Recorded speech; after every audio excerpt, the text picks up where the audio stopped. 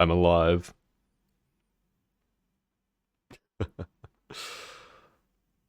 Had to fix like several things because I forgot the last time that I was fucking around in here. Oh, and I did break another thing. uh okay. It's thematic for today. We're doing Blender and game dev shit. Uh hello, hello, hello. Test, test, test. Why you not want to work? Come on.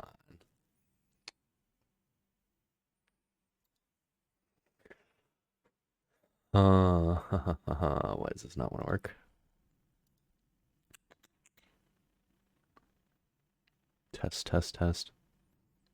Hmm. Maybe totally stop it. Totally start it. Test, test, test. Okay. Now we're working. Yeah. We're doing game dev shit. Um Specifically, uh we are doing everything is still also chaotic. Everything's on the wrong screen. We're doing Blender 101. I'm gonna be teaching my good friend Nalian here over the next several weeks. We're gonna be doing a series every Monday, going through learning effectively how to make the program that I'm using for my avatar here. Um, so basically from the ground up, because he doesn't know anything about Blender and Godot and game dev and stuff. So it'll be a full start to finish learning experience. So theoretically, should be able to follow along and learn things. Um, yeah. Uh, let's see. I don't know if he's ready yet, but I'm gonna undeafen here.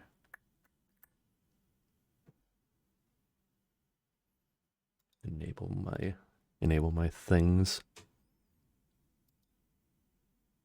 Yo. Yo. Let's see. Make sure you're actually coming through on stream. Speak again. Hello. Tis I. Okay. Yep. You are audible. Sick. Okay. Let me just bring Um, my stream up. let's see. Guess I'll probably also Hello, everybody. Oh, I need to give my spiel to my chat real quick. I will be right back. yep.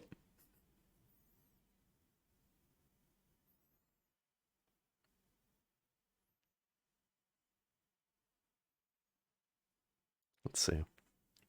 I'll get my screen share going so he can actually see in real time what I'm up to.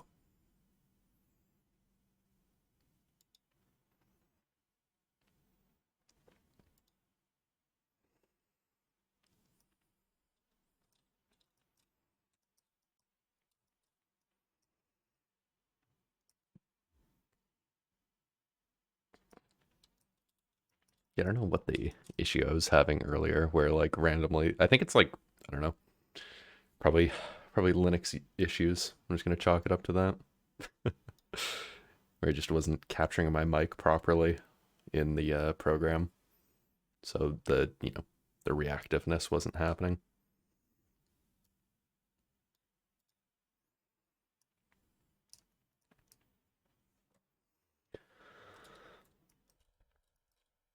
Okay, spiel given. All right, awesome. Okay, I guess I should probably. Well, I guess I don't really have notes for this because this is just going to be mostly me just info dumping. Love Um, it. Okay.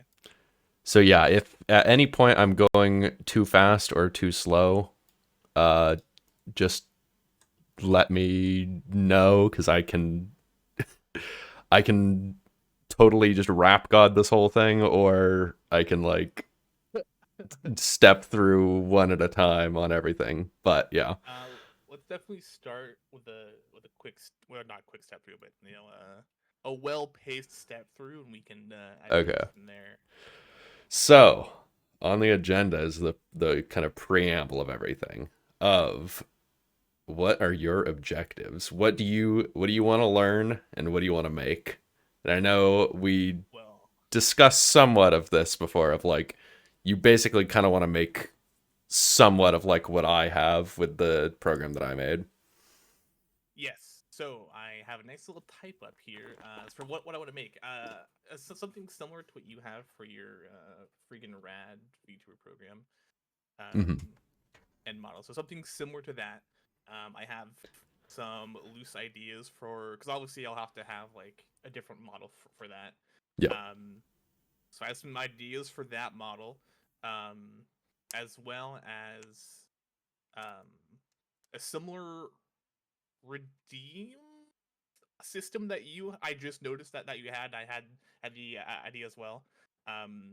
But some way to have some sort of like creature or um like boss monster or something displayed on my stream screen that people can basically join in and fight. Okay. um so that's kind of the immediate goals for this. um but I overall do want to learn just general programming, which I think we will do. Some game dev basics, um so that way I in the future can just pick up and kind of try other stuff, because I do have a couple of game ideas that I would love to bring to fruition to try out and see if I can do. Um, and Nice. just Nice. general like Blender modeling animation type stuff, which I think is also in Yep. the lesson plan. But just want to make sure I get that learned, as well as just everything else in the lesson plan that you gave me. All looks great. So Yep. Okay. So yeah, that is what we're starting with is pretty much the first 3 weeks is just like pretty much just Blender because there is a lot to learn. Blender's really awesome with like uh how much you can do with it, but it's also like it's a bit of a learning curve. If also let me turn this music is probably way too loud. Um, it's a bit of a learning curve if you don't know anything about anything with like 3D modeling. So like I started learning 3D modeling stuff like only at least with Blender only like a couple years ago. Um, and then but I like in high school and stuff I was doing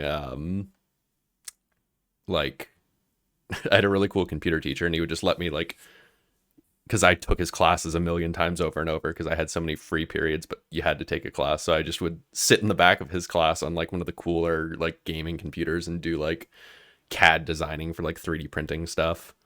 Um, so like I big nerd.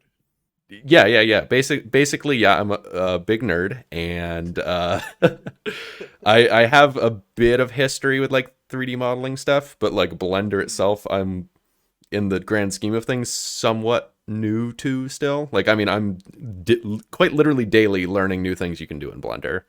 Because, like, you can do 2D animation in Blender, you can do 3D, obviously. You can, make characters, rig characters, animate everything, texturing, material design, like all sorts of stuff. So, like, the stuff that I want to cover today, um, basically is just basic modeling and controls and kind of showing around the UI. Um, Sure. and then, Um, yeah. a quick request before we get into that. Would you be willing to, just in case like my chat hasn't seen it, would you be willing to give like a quick overview Oh, of yeah. the Here. program that you have slash use already? Yeah, here. I guess you can show my pop out there. Yeah, Um, I was in the process of setting up the source. Okay, all set. yeah. Okay. So, basically this is the VTuber program that I put together cuz I wanted effectively like a PNG tuber where it's just voice activated because my room is always dark and tracking stuff does not work well. Yeah. Um, and so I was like, well, is there like, I mean, I know how to do Blender stuff. I'll just make my own model. Is there like a 3D PNG tuber program? And looking around, I could not find anything. And I mean, I spent all of like 30 minutes. So there might be something for it, but I it wasn't immediately presented to me, so I said, "Fuck it, I'm gonna make my own." And so yeah, that's basically what I started doing. So I have it where and I'll show the actual editor here in a moment. Basically, let's see, where's your little guy? I don't know where your guy went. Oh yes. Oh yeah, yeah, yeah. So if you do I should be pondering the orb. yeah, if you do exclamation mark join in my chat, here I'll do this as well. And it will summon me here. Also, yeah, just disregard the golem pen here. This is for an animation that I'm working on. But yeah, so the idea is people in chat, they can like, because I wanted something like interactive and like a little cave dungeon thing, PlayStation-y kind of style. And so That's the term. For whatever reason, it reminded me of like the graphic style that like the Pixel Company uses, and my best description yeah, I've ever heard somebody say was they called it deep fried. So now whenever I see PS2 graphics, I refer to it as deep fried graphics. yeah, yeah, yeah. And like you can even see if I get up close here, the actual like vertices are doing like vertice snapping. It might be kind of hard to see on stream, but it's doing like vertice snapping like how PSX stuff does, where it like, it only has like so accurate of like vertices in the model that it can animate between two locations. But yeah, so I was like, okay, I want like interaction. So I added it where there's like different little jobs around the cave that people can go do. And as they go do them, they level up. I still need to like actually get around to adding it where those effects can be like, it can do stuff. So like you level up, and then the idea will be like, yeah, you can like, I don't know, you level up in the library here, and you learn spells to like cast to like fuck with the stream. Ooh, yeah, that's cool. That's a good idea.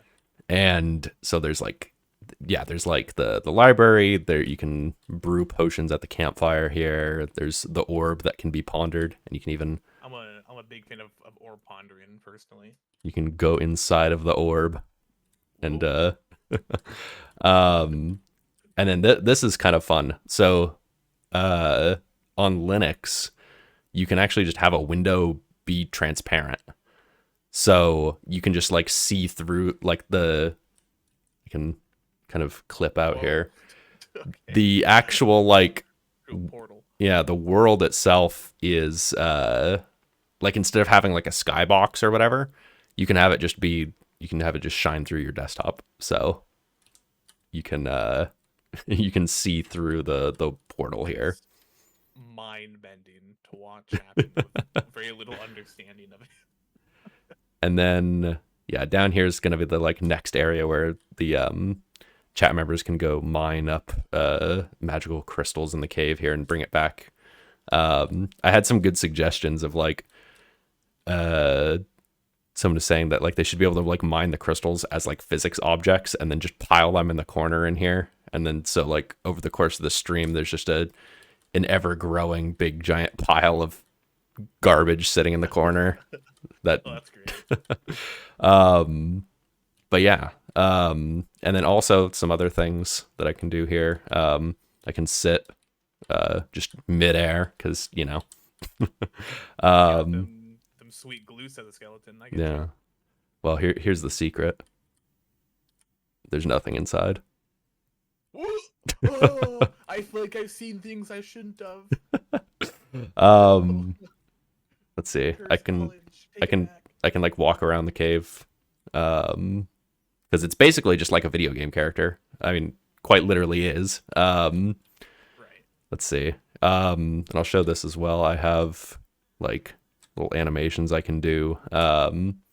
ain't got different no hands. different little expressions. I can do angry or really angry or huh or sad or oh fuck and then oh fuck.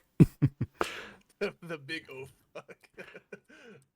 But yeah, and this is all like stuff that just is pretty much like everything in this is just done in Blender and then just like held together with some scripts in Godot. So I'll go. Boop. Oh, this is also another thing I'll show. Whoa. Okay. Let's see. So yeah, I can press a button and toggle the like background. So it's like I can just kind of be a little guy there Just like wherever. your desktop. Basically, yeah. Um, Oh, is that something you mentioned? It's a thing you can do in Linux. Well, so since I'm running on Windows, is that something I won't be able to do? so the way you have to do it in Windows, it's a little bit different. Basically, you'll just have to like chroma key it. So it won't be Oh, okay. entirely as seamless. So you basically just set the skybox to be like, I don't know, bright green or whatever, and then you chroma key it. Right. But yeah, that's one of the cool things that you can do in Linux is that Windows can actually just have like a alpha layer to them. So like this is entirely done within like just, the desktop. There's no like OBS layering or anything that I have to do here. And then I have like, so there's the free cam, there's the like, the actual like VTuber cam like in the corner. And then I also have the starting camera that does like the fucking the like pan through the cave like do you remember the was it the eyewitness uh did you ever watch that in school, the like eyewitness things I don't think so. No. where it's like it's like going the camera's like flying through like a museum and it's like dun dun dun dun, dun bum bum bum bum bum. Okay, now that you gave me the tune, it does sound familiar. Yeah. That's kind of what I wanted it to look like, of just like panning through. And then like, as the stream is starting, people join in, they like you can watch them go start doing their jobs and they're like, walking around the cave and stuff. But yeah. Okay, yeah. Okay. So I'll move that off there. Yeah, and so the actual like program itself, this is what it looks like in here. So this is Godot that you're looking in right now? Yep. Yeah, this is the actual like Godot editor. Cool. So like if I click on my character here,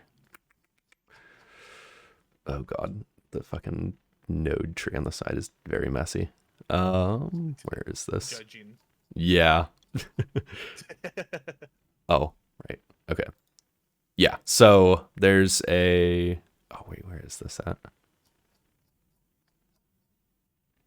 Right. Oh yeah. So yeah, this is how I control the animations. Is basically in Blender, I just make each individual animation. So there's an animation for the like talking animation. There's the waving animation. What else? Oh, like walking around, the like idle, like kind of arm sway breathing animation. That's cool. So you just have like a bunch of states set up for animations, so then something Yep. happens to change state and it just goes into that. Yep. And yeah, it's super cool because then I can just like say, where's the script for this? I can say like, yeah, for example, so like, okay, like if I'm pressing forward to like move, or no, that's not a good example. Where am I actually setting, where am I setting the animations? Okay. Yeah. Okay, this is a good example. Is like, so this is how I do the voice, where it like detects based off the voice, where it actually, the intensity of the like, talking animation is based off of how loud I'm speaking. So like, theoretically, if I'm screaming, I'm not gonna, but if I'm screaming, it'll like go crazy. Please don't. Okay. And so like, there's in Godot, there's a audio tree or audio thing for just like recording the microphone, and then I just like read that clamp the volume so it's like within a reasonable range. And then I just say like, yeah, get like what the current amount in the animation tree of the speaking, get what the current amount of that is, and then we do a lerp, which a lerp is basically just linear interpolation. So like every time this like loops this function, it just says like, okay, move it closer and closer to the target value. So it doesn't set it like fully right off the bat. It like does like a slow kind of transition between the two. And so that way I can just always just be reading that and then say like, okay, start aiming the like target volume towards either if I'm being loud or being quiet, and then it's just constantly moving up and down, which I can actually show in here. Where would this be? Here. Yeah. So yeah, basically my code is moving this little value right here up and down. So like as I'm speaking, you can see it's up here, and then when I don't speak, it goes down there. And then it like kind of slowly moves up and down over time, so that way it's not a harsh transition between the two. But yeah, that's Okay. basically the kind of quick rundown of that. But yeah. Freaking rad. Yeah, so the I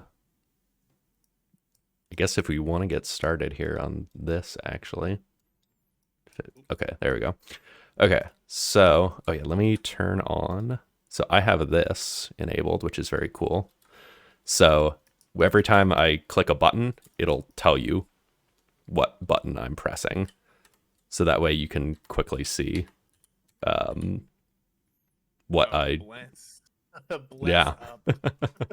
So I'll still point it out, but like for the most part, when I start picking up in speed, then you can just reference like what I just clicked to do that. Pray I catch it in time. Yeah. So I guess very basics here. I'm holding down middle mouse to basically imagine there's like an invisible point, like I don't know, a couple feet in front of you, and you're like orbiting that point. Now, if I hold down shift and then drag, it will then move. Effectively, I'm like moving my camera. So constantly you'll see me like going like this to like, change the angle, change where I'm at. And now this is another thing. Does your keyboard have a numpad on it? It does, yeah. Okay, that is going to be a lifesaver. So if I'm like out here and it's like, oh, I need to get back to that shape over there and it's way over there. If you have any object selected and then you hit the period or the decimal on your numpad, it will zoom in and center it. So then you're focused on that object now. So like if I have the light selected there, or if I have the camera selected there, I can hop between objects. So let's see what other viewport things. Okay. Another thing is there's up at the very top, you see there's a bunch of different tabs.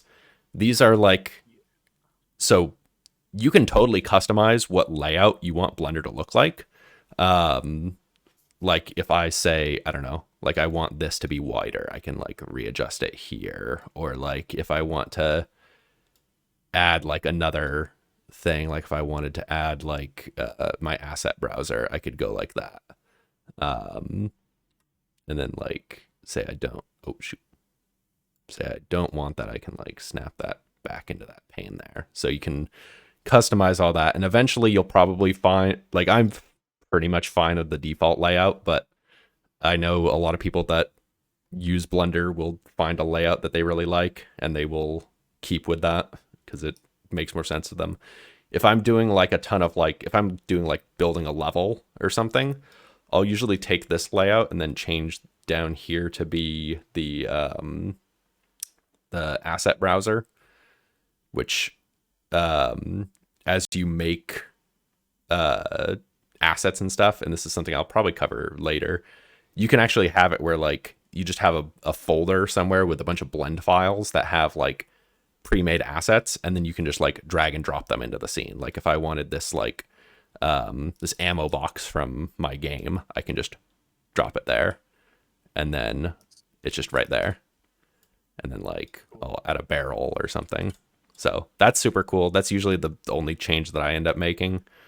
Um, but yeah. The topic of assets, I coincidentally before before you or before I saw your stream when you're doing all this cool stuff with it, I decided that I wanted to just learn Godot and programming to make a game.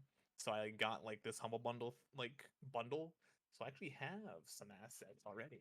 Oh, nice. Yeah, I I can. haven't touched it. But Yeah, I can show you how to set that up to where you actually have access to that in Blender, so you can just drag and drop it wherever. Um, yeah, when we get there. yeah, yeah, yeah. Let's see what other things. So another thing that you'll want to keep track of is what mode you're in. So if you have an object selected, up in the very top left, you have all of these different modes. So object mode is going to be mostly for like, yeah, you want to like select a different object. And you can kind of see what the different objects are on the far right up here, because over here is going to be all of your, this is basically your like scene tree. So this is like, if I, add a new cube or something, it's going to show up here and it's going to, give a name to it and everything. So object mode lets you swap between objects. Edit mode is where you're actually going to be able to, edit the object you're working on.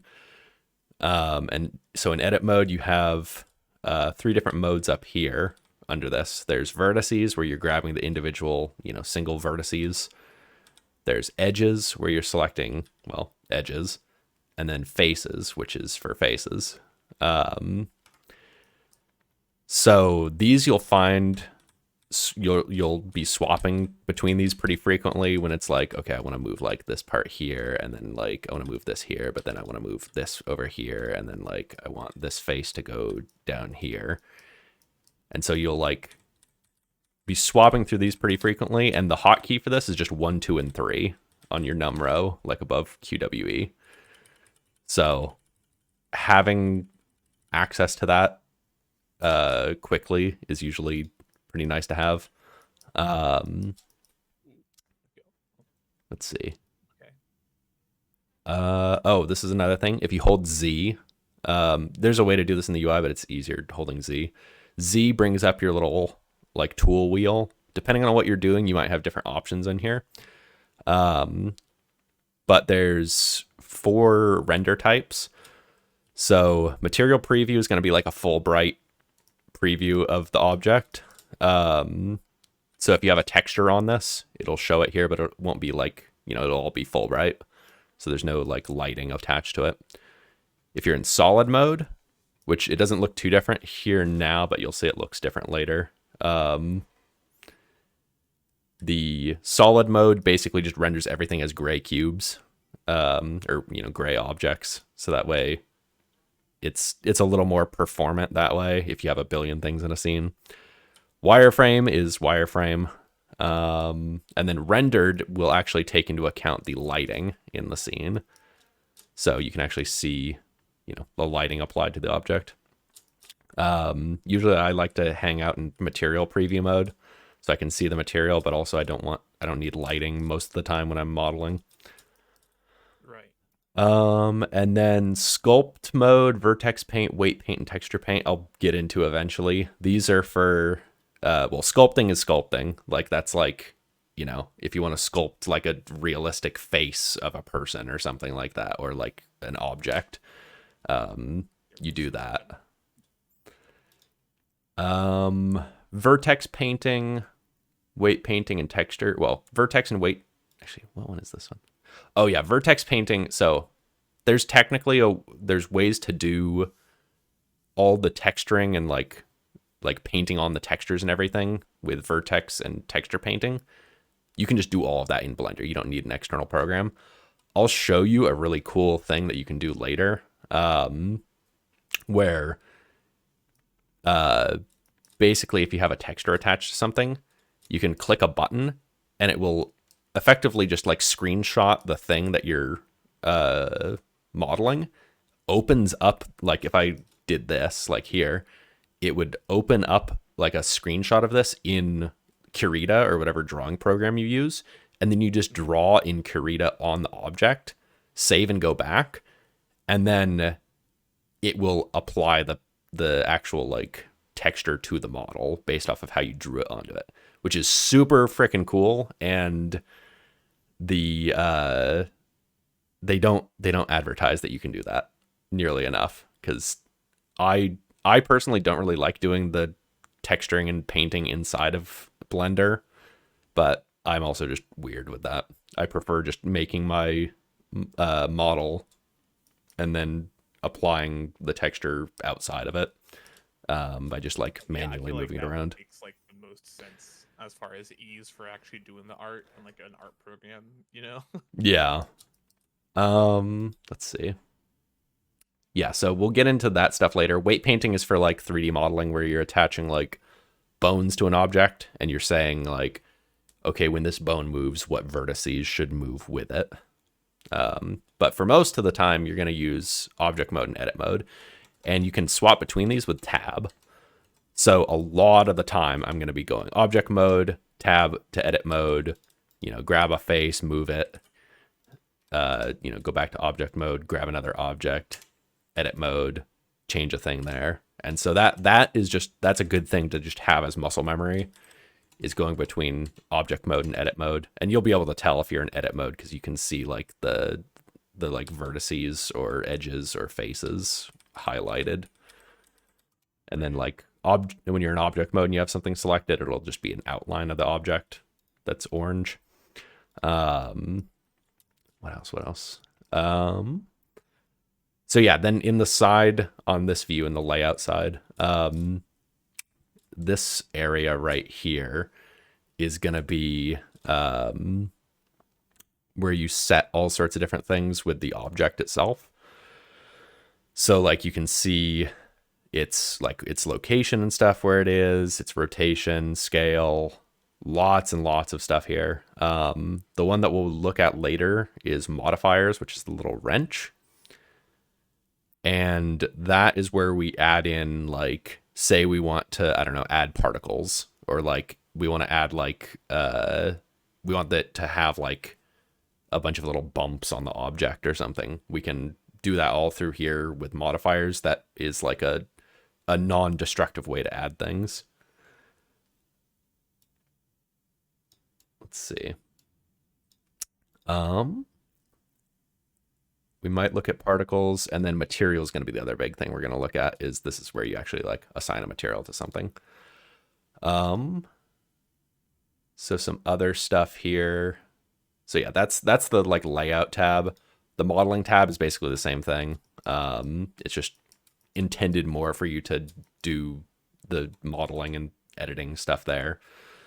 Sculpting, we're not going to work with sculpting just because this is a bit much early on. UV editing we will look at though. So this is basically how do you unwrap a 3D object into a texture. And so we'll make a texture and put it in here. Texture painting we're not going to mess with. Shading we'll definitely be messing with, because this is how you like get like finer details with tweaking your like actual material. So like adjusting things like what do you call it? Like how glossy an object is or something. What else? Animation. I think we'll be taking a look at that like next or the week after next. But yeah, there's tab for animation stuff where you can actually see like perspective of like what the camera here sees. Oh, cool. Okay. Yeah, I see that. Um, Little camera. and then the rest of this we're not going to really touch. Rendering is for like advanced rendering stuff. Compositing is even more advanced stuff. Geometry nodes is like basically witchcraft. Um, this Okay. is like using like a little like node graph editor where you're like plugging in different nodes into each other, but for like generating like geometry in the world. Like you can have it like procedurally generate like trees or buildings or like there's some stuff. Okay. There's like an add-on that I even got that like basically makes it where you just put down a cube. Like I can show this. This is kind of nuts. So if I go to assets, so like this is like an asset that I actually like paid for. Where it wants to actually like load the textures. Oh, or not. Get gone. Maybe. It might be. I might have to actually update this a little. But basically, you can Whoa. like you can just Whoa. go and just make a house in this, and like if I go and clear off, like let's see, if I like clear off the modifier here when I'm in edit mode, this is all it is like a cube, but it like automatically generates all this geometry and stuff on it. And this is like, the dude that made this like put in a million hours of like programming all of this in here. But Yeah, that is witchcraft, I think. yeah, Provable. let's see. Okay, so I think probably the best way to start you off is we'll do the stereotypical donut tutorial. Oh my gosh. So I've tried learning not donut Blender twice now, and I've tried that donut tutorial twice now, and have never once finished the fucking donut. Okay, so So hopefully this will be the one. this, I mean, trying to think. Yeah, no, I don't need any references for this. I was gonna like Built different. yeah, I was thinking like do I want to like go and like just copy his tutorial and like explain it, but I think I can just do this like off the top of my head. Okay, so Let's go. to start, obviously we're gonna want to start with a torus because donuts are donut shaped. So we're gonna sacrifice the default cube, just select it in object No. mode and then delete.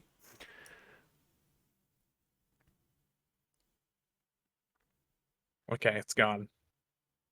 It's all Okay, gone. so This will be the now one I know more. Hopefully.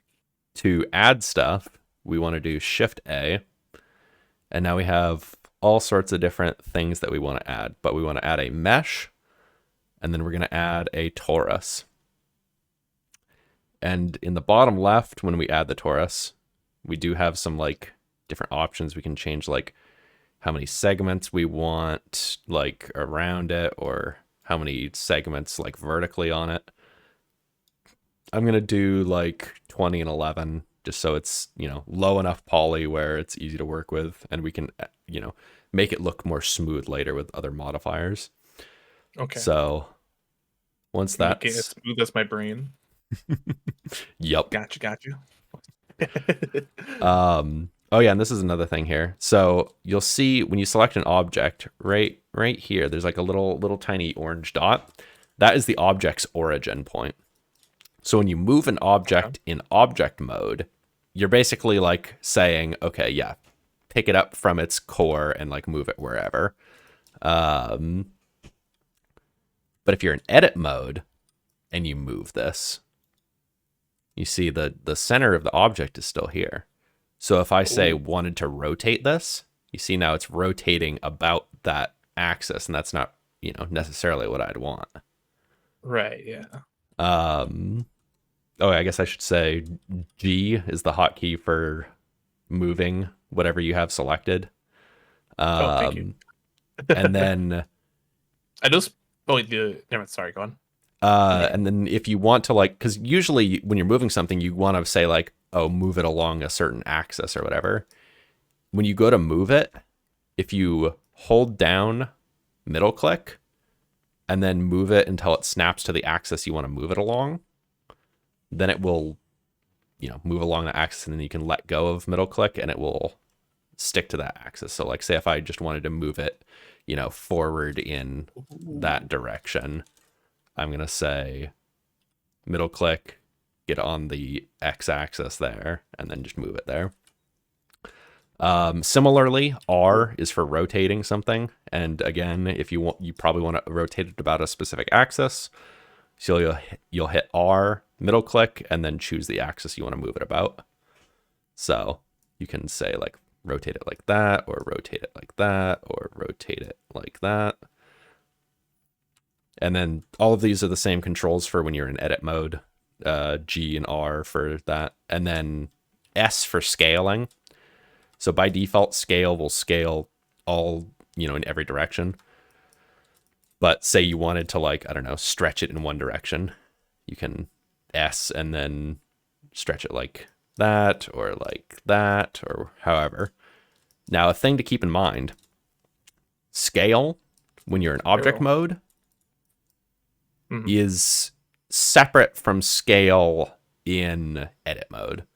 So if I scale something like this and like I don't like this, I can do Alt S and it will reset scale. Similarly, Alt R and Alt G clear rotation and transform location. The same way as the others.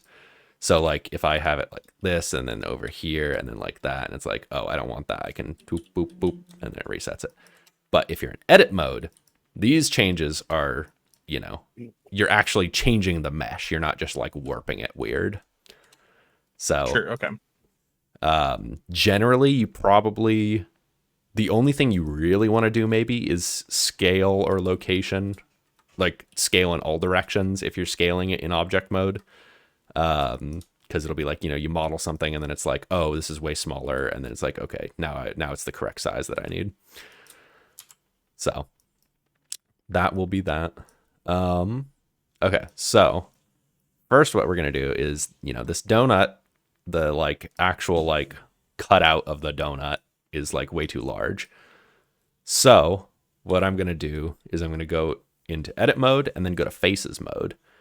And now if I hold down Alt and then click on the edge that you gotta, it's kind of hard to explain, but you get a feel for it. Basically, you want to click on the edge that points in the direction that you want to loop select. So if I hit Alt and then click on that edge there, it's going to select every face in that like loop direction there. Okay. And then if I want to select more faces, I can do Shift and select more. Or if I want to like keep loop selecting, I'll hit Shift Control, or what is it? Shift Alt and then click. So that way we have all this like all these inner vertices selected. And then I'm gonna, well, actually, I should probably select one more on each one of those. So that way we can have a little bit more there, and then I'll scale it a little bit in that direction. And then that looks okay, but we have this like weird rim on here now. Oh, hold on. I have very swiftly fallen behind. I misclicked something, lost it all.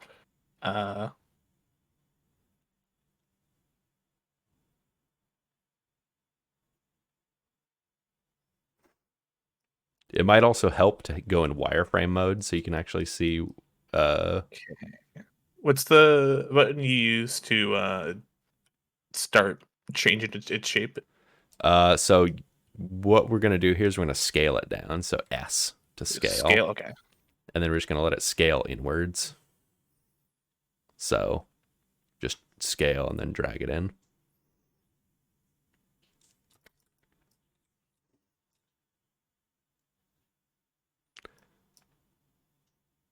And then, So then the other thing I notice is that it has this like weird kind of bevel inwards. So I'm going to grab the edge tool and I'm going to select specifically this like outer edge here. And I'm going to bring it in. So that way it's a little more, makes a little more sense there. And actually, let me undo that. I'm going to do this on the top and the bottom here.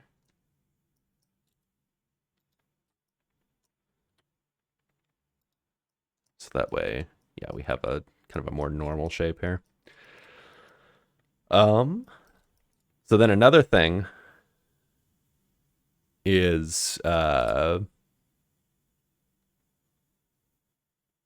wait for you to catch up. Yeah, sorry, I am slow. I think it's something like this.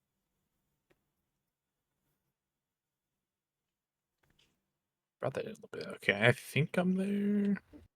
Okay. So yeah, if we want it to look a little more smooth right off the bat, we can actually just right click and say shade smooth. And that kind of makes it in general a little more smooth looking. It's still like, you know, low poly, but we're gonna have it, you know, it's gonna look a little more smooth, and then we can actually like make it look a little, because I mean you see on the edges still there's still like, you know, kind of flat edges along here. We'll make that look a little better later. So we have the donut. Oh, there it is. Okay. Yeah, you have to be in object mode for shade smooth. Yeah, and that you can was go, the bit that I missed. Okay, we're good. yep, and you can shade smooth, shade flat, depending. And this is like non-destructive. This isn't like changing vertices, like it's not changing the model at all, so you can swap between it if you want to see how it looks like in the actual, like, you know, the actual geometry of it. Yeah. So I'm actually going to leave it as flat for me so I can see what I'm doing a little easier. So then what we're going to want to do is we want to add the, you know, the like frosting part. So what I'm going to do is I'm going to do another loop select in face mode and select, let's say all three of these topmost faces here. What was the way to get back into face mode? 3. So once you're in edit mode, it's these little guys right here. If you want to click on something. Oh. But 1, 2, and 3 on your keyboard also works to swap between them. Okay, yep, okay. So yeah, once you have that, so we have all these faces. We want to duplicate this to be its own like thing. So what I'm going to do is I'm going to hit Shift D to duplicate, and then it'll attach it to my cursor, but I don't really want to move it too much. So I'm just going to hit escape. So now we have these faces here, and without clicking anything, I'm just going to press P, which will separate it. And then we want to say separate by selection. So now if we go back into object mode, we've got these 2 separate objects here now.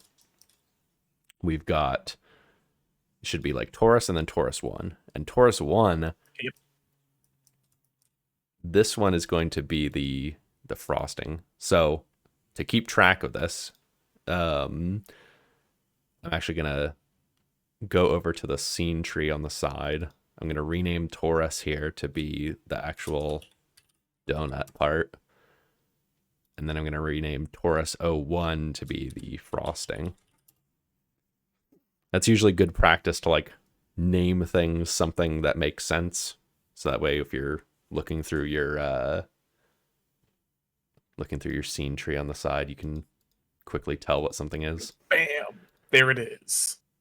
Okay, so now that we have the frosting here, it's kind of hard to tell the difference between the two things. So what I'm going to do is I'm going to put just a basic material on these to tell the difference between them. All right. So I'm going to click on the donut, and then I'm going to click down to the material tab, which is the little ball here. I'm going to make sure that I'm in material preview mode so I can see this update. And I say new. And this gives us a new material here. And I'm just going to call this donut.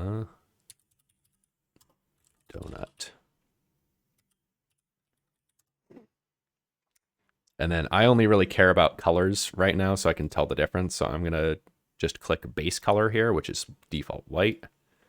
I'm going to set it to kind of like a yellowy, orangey brown color. So then we have the donut part.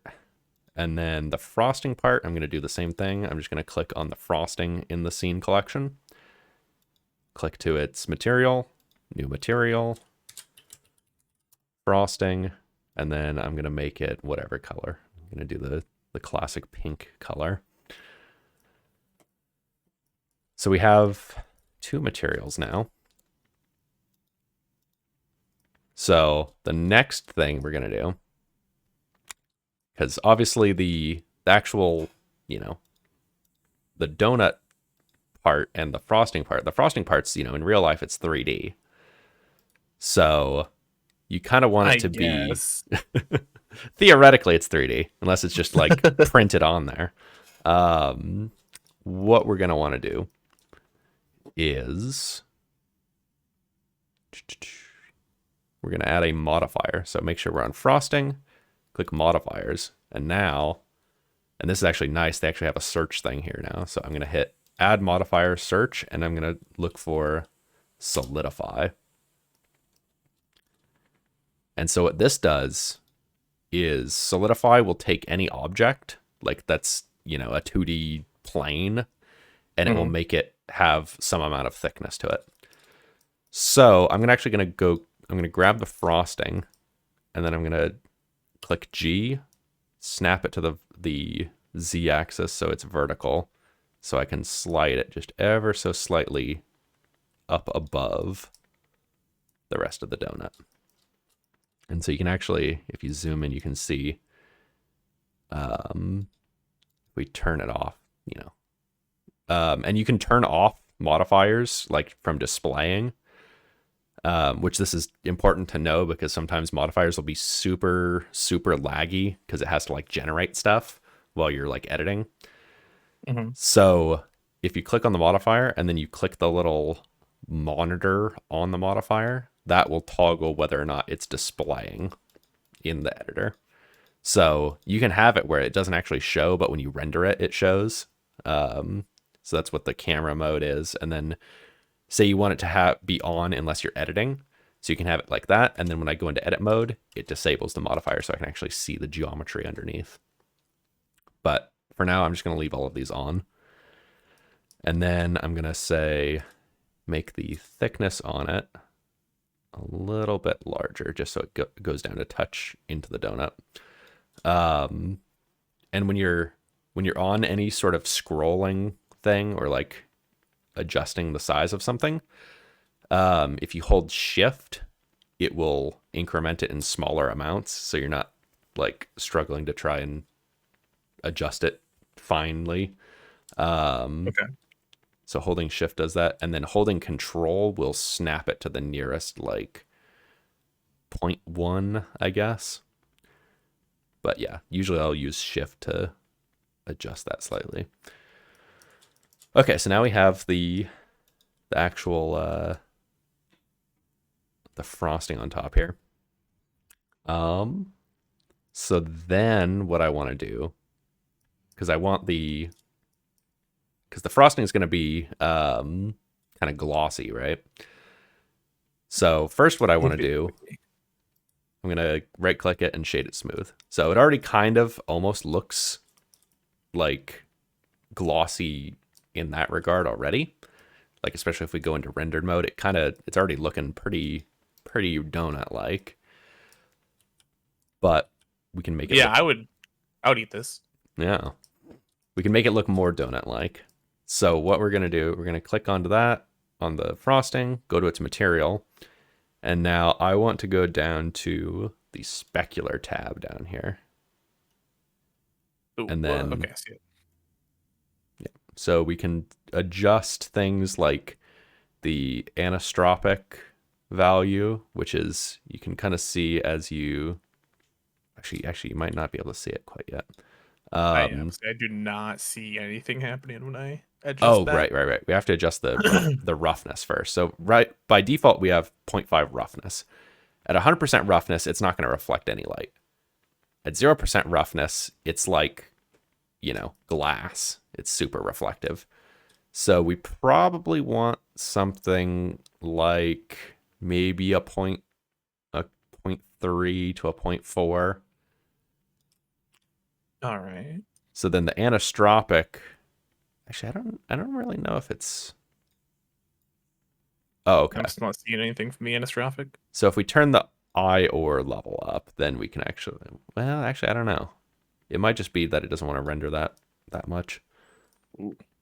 But yeah, so then yeah, we have it a little smoother here.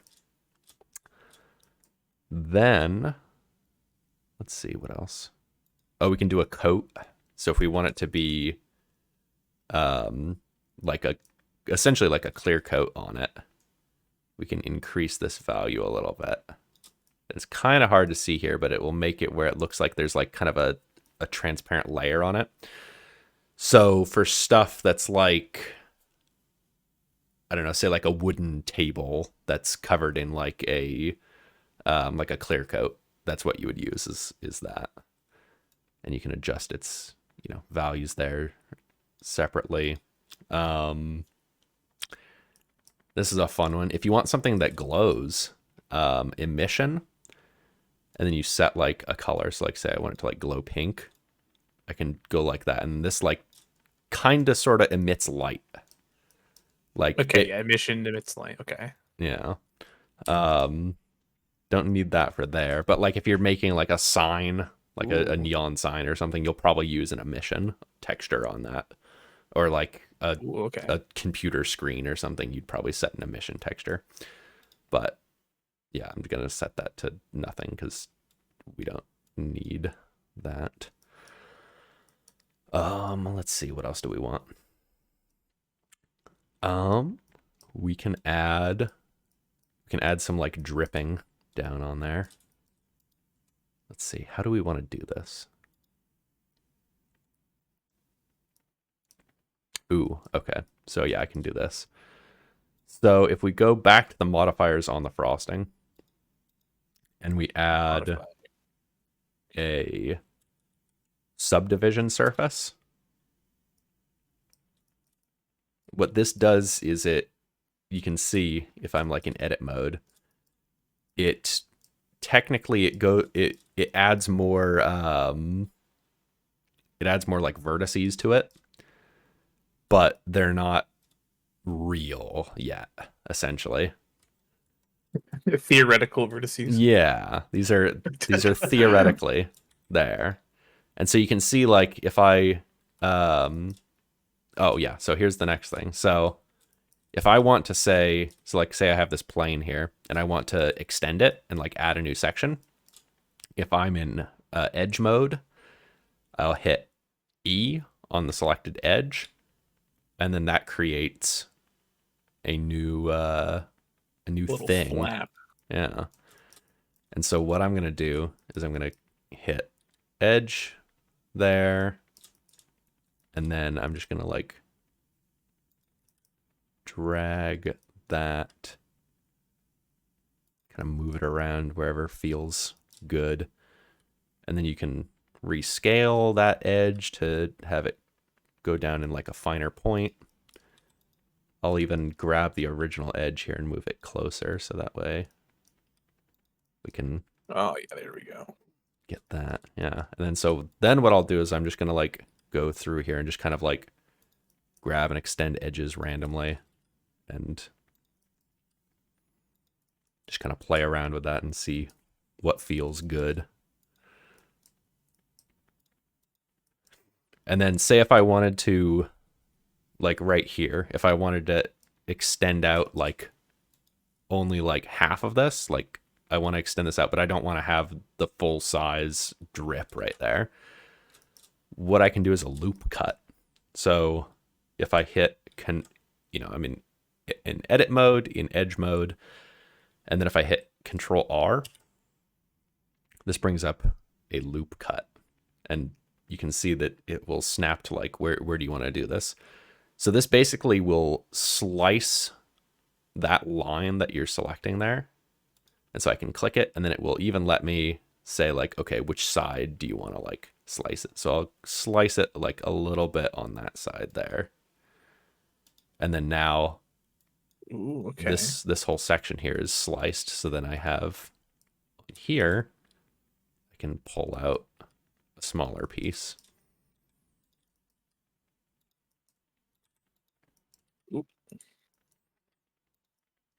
Ooh, okay, cool. So fuck. Oh shit. Oh shit. Okay, there we go. Oh, and another thing here. So when you're when you're snapping to a axis, sometimes like if you're at an angle, like that's not the axis I want to snap to, right? Because like that doesn't make sense, and like this doesn't make sense. It could be a droopy boy, you don't know. So if I want to move relative to this object that like this face or whatever that it's connected to, if I go up here to where it says transform orientation global, I can say local or normal. Usually local is good. And now you can see, or I guess it would be normal. Yes. So if I'm in normal mode, you see now when I'm snapping to an orientation, it's actually going based off of the actual like edge that I have selected here of like what it considers, up, down, left, right. So Oh yeah. then if I say I want to, extend down here, I can You want to get with the extendo clip. that. I can make it a little more drip like there. So I'm going to open my window. It's like 200 degrees in my room. Oh yeah, it's a hot day today. I'm not happy about it being summer. Oh yeah. No, I hate summer. I Me hate summer too. with a passion. Oh, like I don't know. My opinion is always in the winter when it's cold, you can put on more coats, but in the summer you can only take off so much more, you can only take off so much clothes before it's in decent exposure. That is also my opinion on why I like the winter a bit better. Oh, fuck. Hey, bless. Leech in the wave.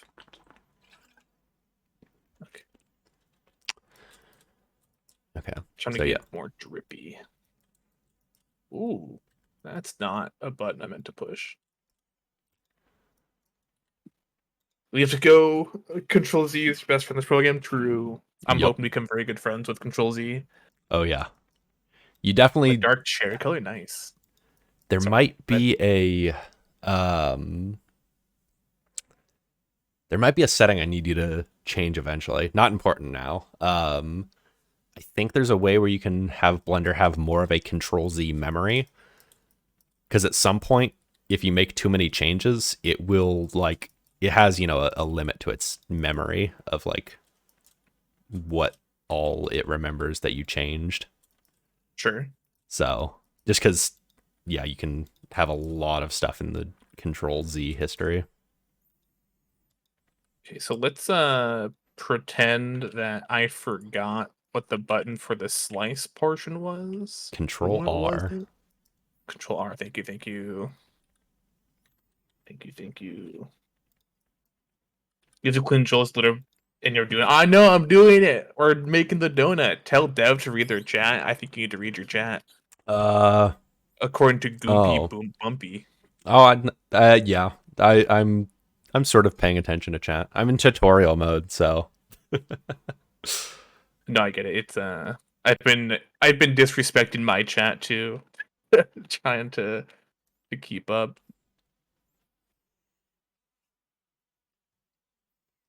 okay, this is how I do it. Okay, yeah.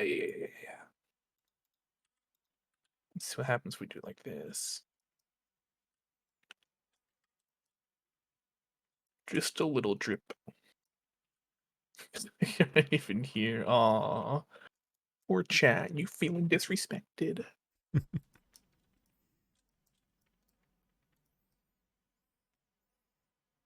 It does technically play a noise when people say something. It's in the text to speech. You're welcome. Don't worry, Goompy. Fuck.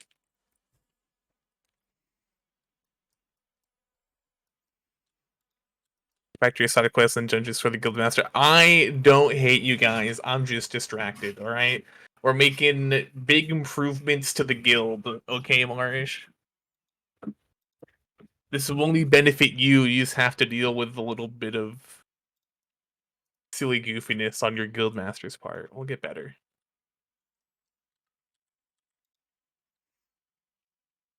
Oh yeah, and the controls for the like zooming in on something, um that does work also. The what is it? Numpad period. That works depending Mhm. on also if you're like selecting a certain face or edge or something in edit mode. Oh, do. Cool. Yeah, but you're working your ass off with a little no pain. Well, why do you think I'm working on this? Don't worry.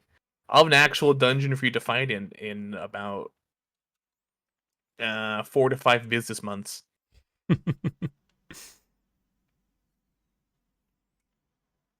Please don't hold me to that schedule.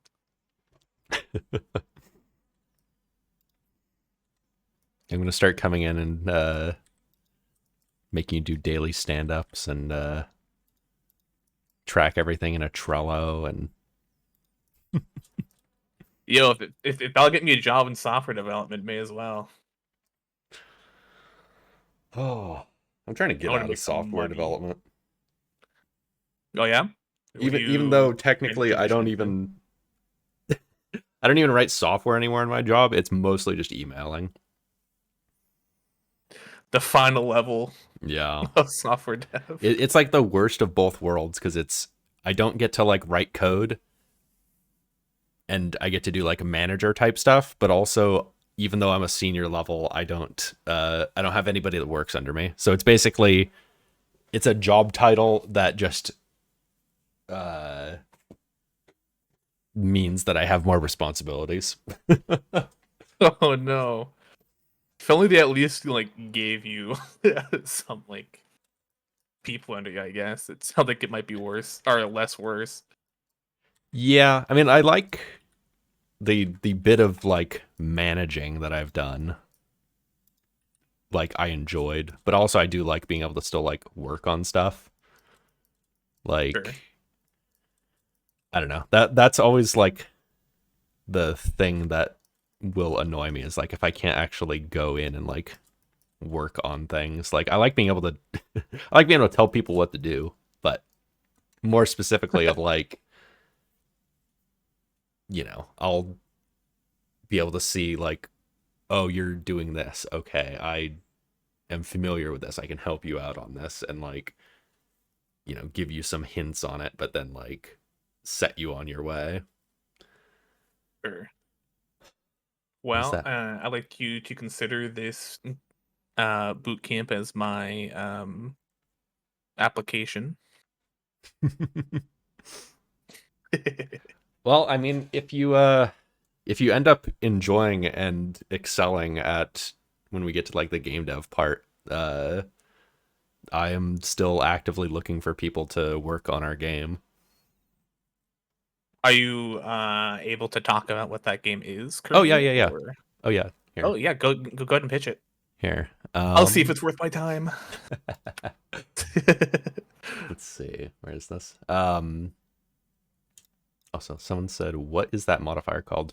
Which modifier? I've got two modifiers here. There's surface subdivision, which basically takes it where you have it's like if I turn this off here, like it looks very like chunky and blocky here. Yeah. So this basically adds like imaginary vertices to it to like smooth out the model and like subdivide it more, but it's not actually like destructively changing it. And you can like increase the levels of that. And then like if you like, for example, I'll show this here. So like if I actually applied the modifier, you can see how much more vertices it would actually like place on this. But by having the subdivision modifier there, I can work with a lot fewer vertices. It's a lot easier to deal with, but then I can still have it look, somewhat, decent in that regard. And then, yeah, the only other modifier in the stack is solidify to make it, solid. Oh, shoot. Here. It's like, Let's just forget I spent 5 minutes on that chat. Yeah, Moving right on. here. Subdivision surface. So if you hit add modifier and then search for just subdivision surface, it's right there. There's I'm flying around on the screen now.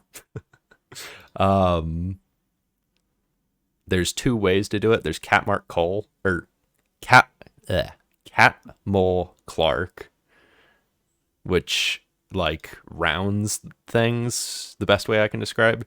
And then simple just means it adds more vertices, but it retains the like harsh edges. For something like this, using Catmull Clark is preferred. Okay. Let's see. Oh yeah. So yeah, I was gonna show this.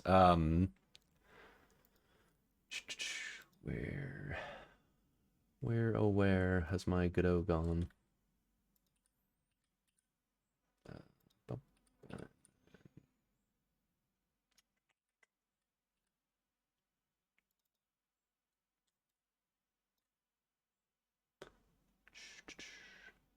Yes.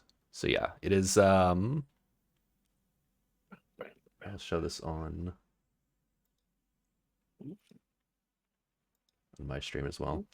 So yeah, it's a Half-Life 1 ish inspired game. That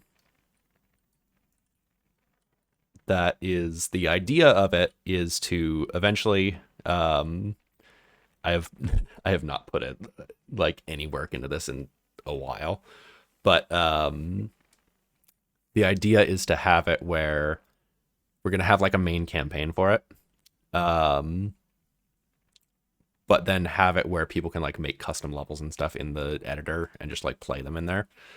Okay. Because the way I'm building it out is like kind of similar to Source Engine, where you have like different like volumes and stuff. Yes, there's the basketball. Mm-hmm. Like I have it where there's like, I can show this here of like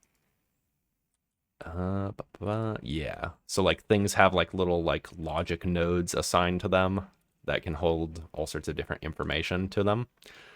And then with that, you can just like pretty much without any programming required, once I'm done with this, you can just like make a level in Blender, link up a couple things inside once you're in the actual like engine, and then run it, and it'll just like, you can just play the level. Which, for actually working on it, it makes it very easy to like develop, very quick to prototype stuff. But then also it makes it where, because that, again, my goal with this is I want it to be like, yeah, anyone who gets the game, they can just like make a custom level for it and like share around custom levels. I like that. That's cool. There's like a inventory system, so you can like pick up random things. Obviously guns, you can shoot things. You can throw objects once you pick them up. Let's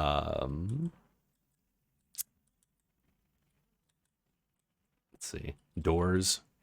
There's doors. And Doors they are like cool. they close and open based off of the well, of course I say that. They open and close based off the direction that you are looking at them in. Which that was fun to figure out. But yeah, so like right now we have one person who's making a lot of the assets. I'm working on a lot of the programming sides of things. Yeah, and it's gonna be kind of give me one moment. I need to clear okay. my chat.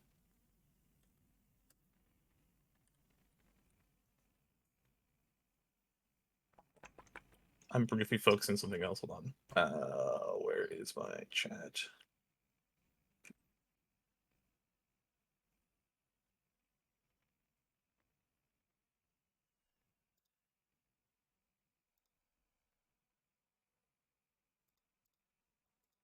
Just gonna have to hide it for now.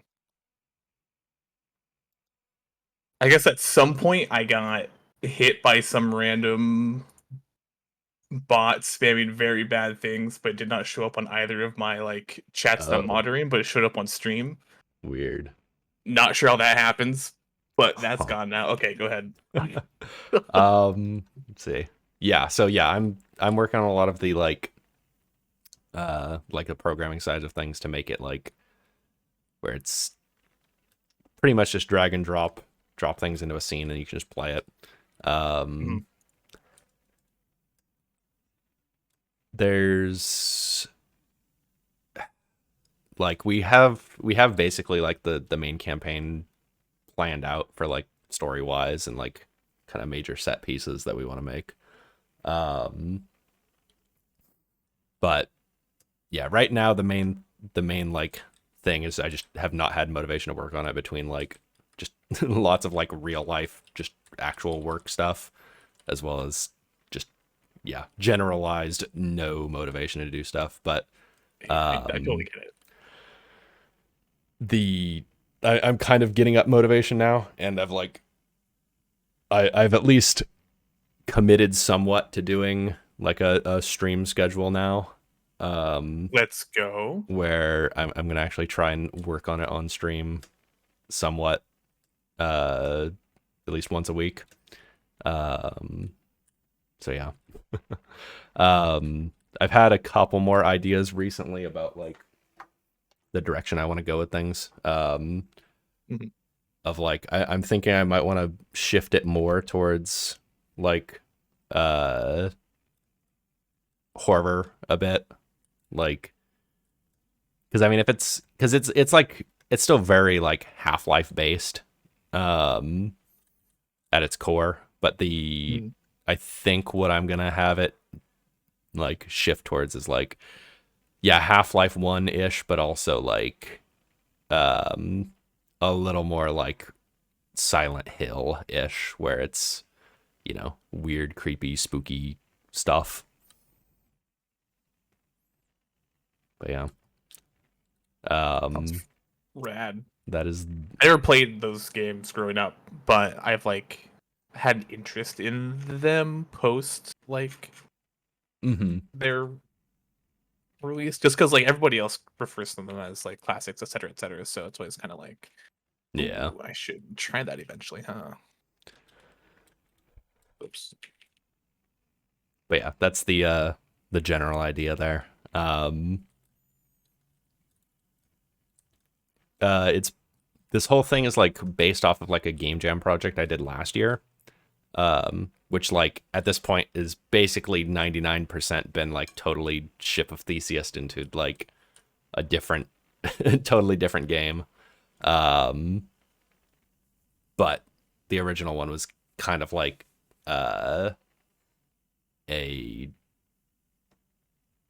if you've ever played Half-Life 1, there's like the hazard course, which is basically like the tutorial level where it runs you through a little like obstacle course to learn the controls and stuff. And that's basically what I turned in for the game jam last year.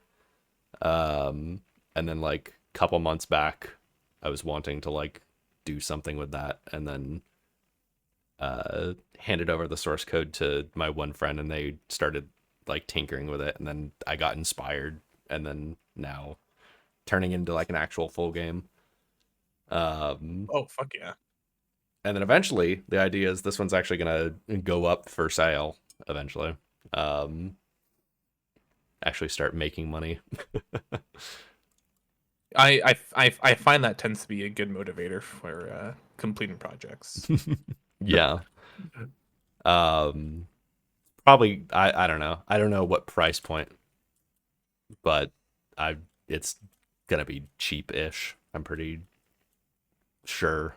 Like I don't so I don't know. I'm weird. I have brain worms. I I never um like charging money for things that I make or do. I'm very weird about that.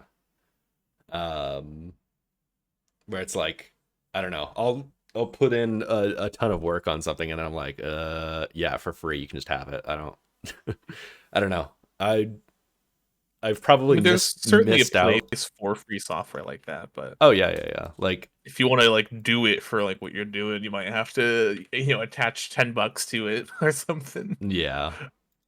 Like I don't know. I'm weird about that where like I don't I don't think anything that I do like it's not that I don't think that it's like good work. Like I pretty much will only like, deliver something if I think it's good work. That's why I have a billion other game projects that I've not actually published yet. Um like I wonder if I can probably I think this game will load.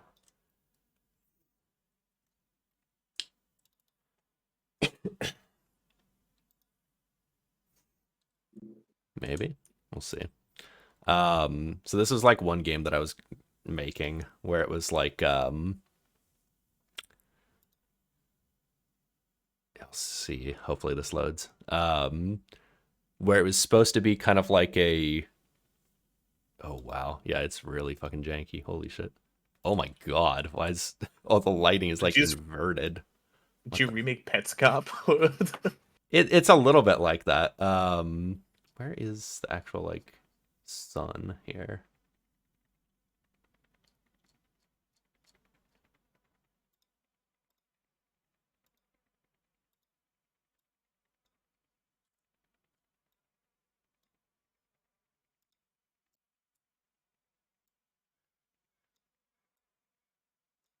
What the hell?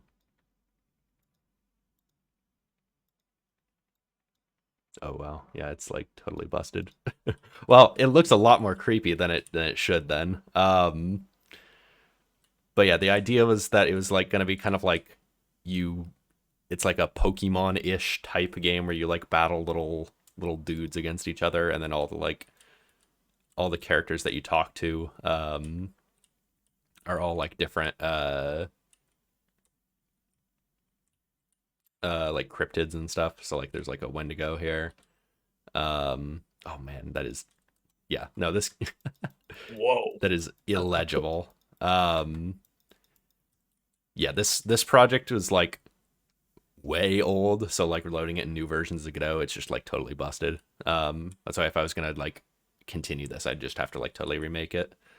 There's a little Fresno Nightcrawler. I love these guys. There's Are a little cute. Mothman. yeah, Mothman Sama. yeah, there's a little Mothman here. Um, you like going buildings? Oh, in here we have lighting, I guess. The lights work there. No. Where is I bet if I just go like this and I say kill this, go here.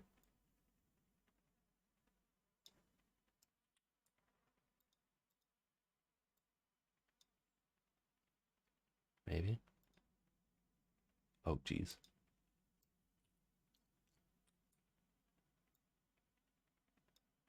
And then boop and then boop and then if I just remove this. And add a basic this live game dev examples. Yeah. What the hell? I have no clue. Maybe is it like the...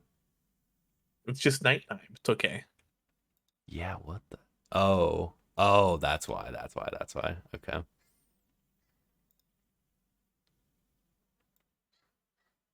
Maybe, kinda, sorta. I don't know. How's that look? It's still a little funk. Oh, there we go. Okay. And I actually had this working pretty well where it would like save Oh yeah, that's for sure. it would like save and load your location and everything. Where is directional light?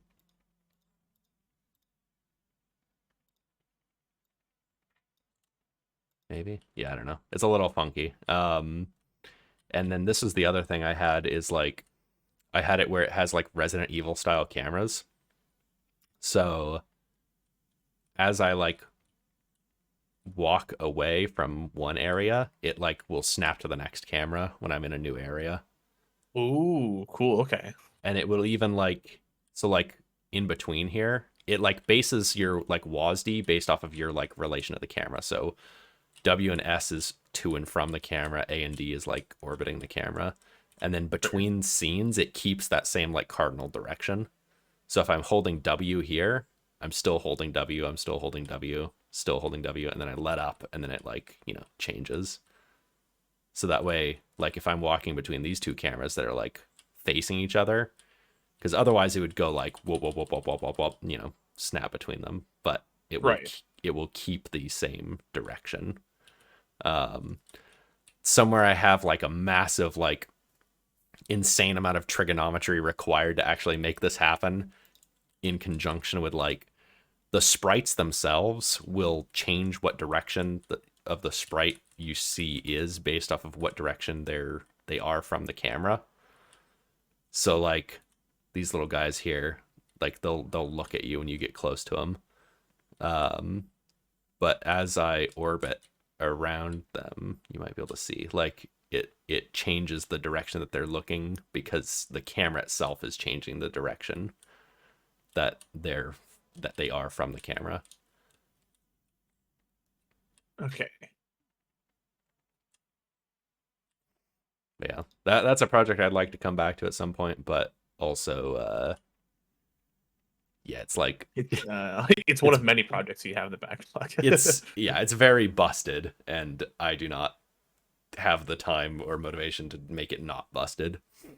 But valid. It looks cool. That's the important part. It does. I actually I thought that camera system was really cool because it was also like somewhat, I guess, dynamic. It would like because some of the older Resident Evil very like stationary, but like yours looked like they were following you somewhat until they needed to hand you off to the next camera, which just looked cool. Yeah, and it's like all done like I don't have to. There's like no like code required for that because it just finds like whatever the nearest camera is, so it does it like automatically. So if I wanted to like build out a new area, I just like drop camera perspectives that I want and it will just figure it out automatically. That's dope. That's usually like my thing I always get hung up on is like I I spend way too much time going like, okay, how can I do all of this automatically without having to like hard code anything ever? And then that ends up in months of like trying to make everything super, super dynamic and modular. And yeah, it's good from like a code perspective, but then it's like, oh my God, the amount of time that I've put into that. Yeah. Yeah. Okay, let's see. Donuts. Yes, donuts. Where do we want to go from here? Okay, so we have that. Let's actually make some sprinkles to go on here. So what I'm going to do is I'm going to go up to the scene collection here, and I'm going to make a new collection. This is like basically like a folder. I'm going to call this sprinkles. Okay. And so this is something to keep in mind when you're working on stuff is whatever scene collection you click into is like the folder that you're adding models into. So if I have this folder selected and I hit, add a like sphere, that sphere is going to be in that folder automatically. Gotcha. Okay. So that's just important because like sometimes you need a collection to only be certain items, and you can just like drag things in and out of a folder. It's pretty easy. But then it's like, oh god, I added like 100 things and they're all in the wrong folder, and now I have to go through and find which ones need to be in a different folder. Because you can like turn on and off like certain folders based off of the little check mark there. So like if you have like a bunch of characters and an environment, if I want to say like turn off the characters and look at the environment, I can just like toggle that. Then bada boom. Let's see. Okay, so what I'm gonna do is I'm gonna add a. This actually probably will work if I just do a sphere, and then I'm gonna make this very, very small amount of segments, like 6, and then also very small amount of rings, like we'll do 6 as well. And then I'm gonna just move this off to the side so I can see what I'm working on. So this I'm gonna turn into sprinkles. So what I'm gonna do is I'm gonna take this, I'm gonna edit mode. Uh-oh. I seem to have forgotten how to fast create objects like that. How do I make an object? Shift A. Shift A. Okay.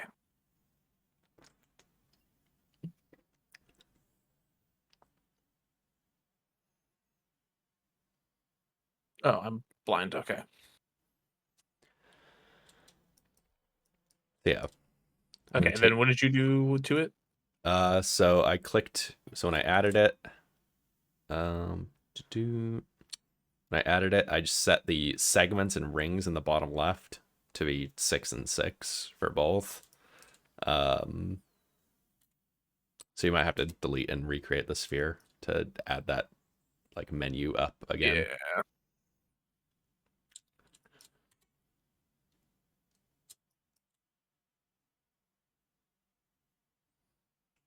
Oops, sorry. 6 and 6. So then what I'm going to do is I'm going to take this, and there's like the kind of the end points that are up and down. I want to rotate this. So I'm going to go in edit mode, make sure that I'm in global transform mode up at the top. And then I'm going to rotate on the x-axis. And so when you're rotating, this is another thing, in the top left, you can see there's a little rotation thing there that tells you like what angle you've rotated it to. So there's a couple different ways that you can rotate something if you want it to be very specific. Is you can say, okay, rotate on the axis, and then I can hold down control and it'll snap to the nearest 5 degrees. So I can watch that number up in the top left and see like, okay, 90, right? Or I can do rotate, and then without even touching my mouse, I can hit X. So just tap X, so it goes to rotating on the X-axis, and then I type in 90, enter, and then you can set it like that. Oh, cool. Okay. So Nifty. then, yeah, there's similarly rotate Y, we'll snap it to Y, and then rotate Z, we'll snap it to Z. So rotate X 90. So it's still in edit mode.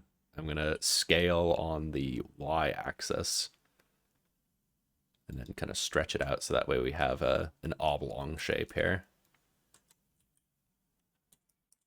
And then once we have this in edit mode, I'm going to scale it again, scaling the whole thing, and then make it really tiny. So that way it's, sprinkle sized. And then I'm just going to in object mode, move it over closer here since it's smaller now. So I'm going to add on the sprinkle. I'm just going to give it a material to identify it.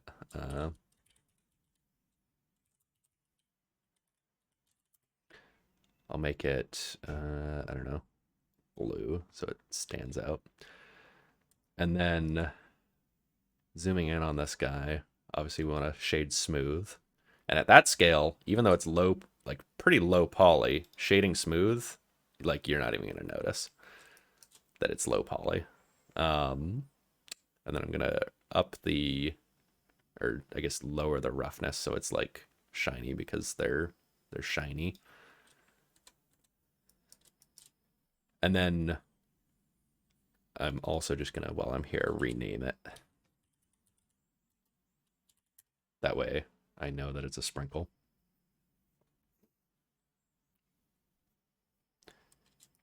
Also tip to the sprinkles.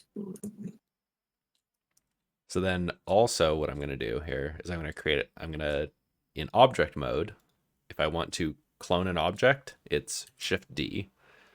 So I'm just going to clone the sprinkle and set another one there next to it. And then I'm going to do that again. So I have like 3 of them.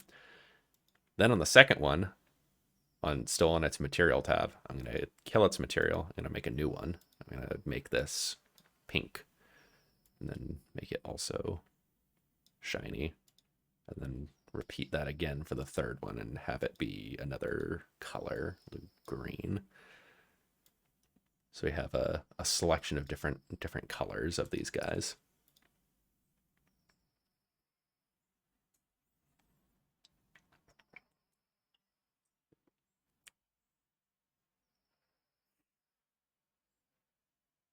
Actually, let's see. It's the...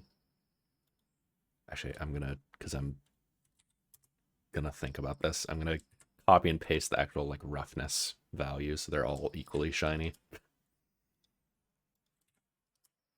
Oh, I may have missed something. I duplicated, but now when I change one of them, it Yes. changes both their colors. Okay, so when you've duplicated it,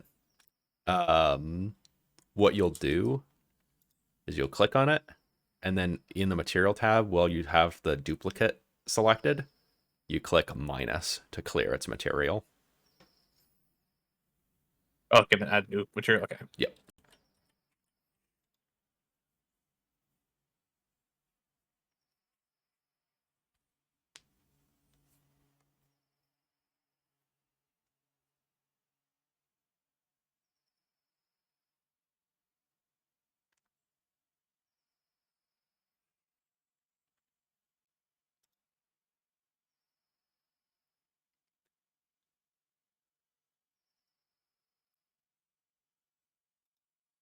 Just realized I am not doing what you have set up. Okay.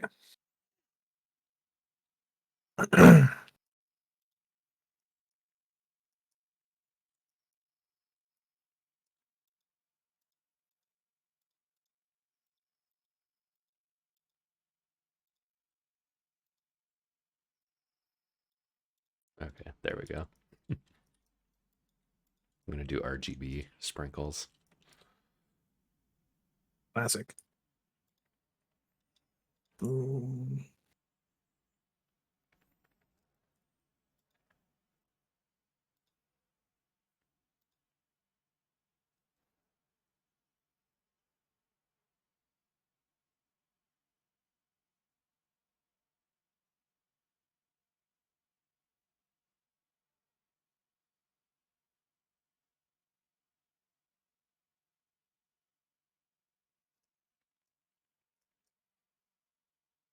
Whoa.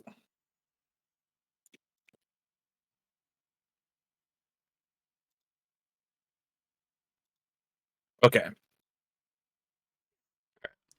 Okay, so now we have our little collection of sprinkles here. So what we're gonna do is we're gonna click on the frosting thing here, and we're gonna add another modifier. Oh, wait, do we need? Or yeah. So we're gonna hit modifier, and then we're gonna add a particle system. and then that will stick a particle system down at the bottom here. And we actually Uh, don't. Stuck a lot more than a particle. Yeah. It's on my end. Is this actually? Yeah. Okay, this is what we want. So what I'm also going to do here is so with the modifier system, you have to think about it that it's essentially that it's running top down, right? Is it does the modifiers in the order from the one that's on top the most to the bottom. So if you think about it, right, solidify is adding a bunch of, it's making the model thicker, and then its subdivision is rounding it. So that adds more vertices. We only want sprinkles on the top vertices. So what we're going to do is we're going to take, with the little grip on the side here, we're going to move the particle system up to the very top of the stack. Boom. Okay. And so what that's going to do is that's going to make it where the particles are the first thing that it like calculates, and those will only be on our like base vertices in here. So we don't have to worry about like, oh, there's a billion vertices, so it's going to like stick them all over the place in places we don't want the sprinkles.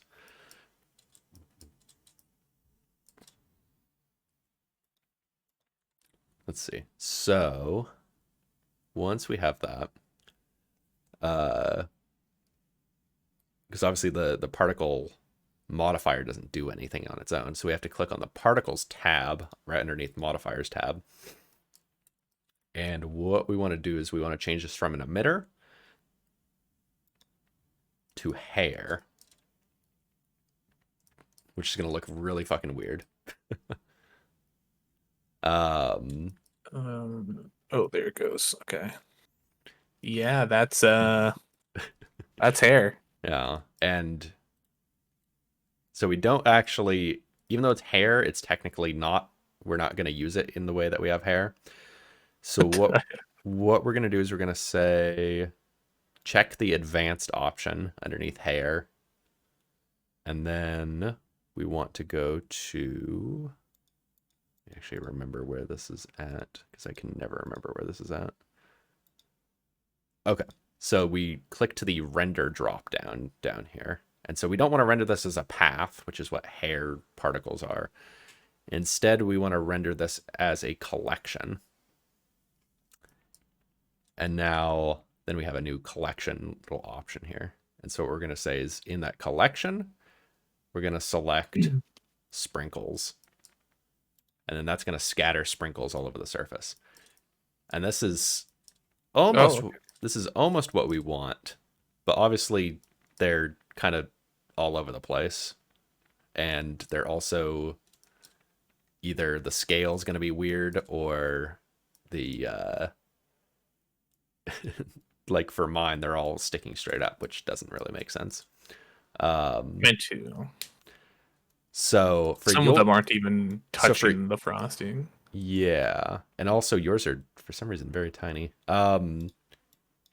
So if you go select your sprinkle, like the actual like sprinkle objects that you made, and then hit what would that be? Control A, and then scale to apply their scale.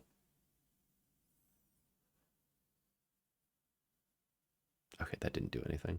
Interesting. Okay, we can adjust it later. Okay. So first off, we need to figure out how we want them laying down. So I think yes. So if we do, so in the instance collection, if we go object rotation, that should save their rotation. And so you can see like as I rotate one of the original ones, it's copying the rotation to the instances on there. Yeah. But obviously we don't want them, like we don't want all red ones angled at a 45 degree. So let me see. Where would this be? Sit under here and then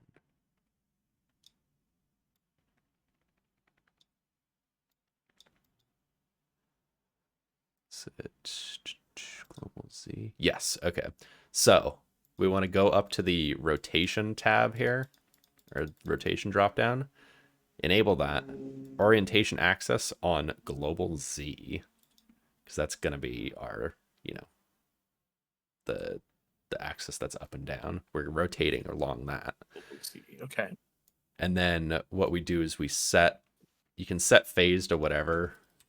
I'm just going to leave it at 0. And then turn up the randomize a little bit until it looks how you want it to look. It's not letting me like zoom in past a certain point. Oh yeah. So if you select your object and then hit period on it, that should realign it to where you can zoom in better.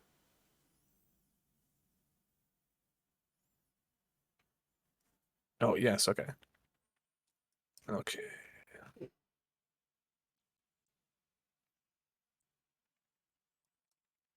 That is not rotating it the correct way. Let's see. So on your instance collection. Oh, I here. think I went to that's still not okay. My instance collection. Okay. I think. Oh, I wonder if that's so. If you select back to your sprinkle objects, and you do another Control A and then rotation, does that make that work more correctly?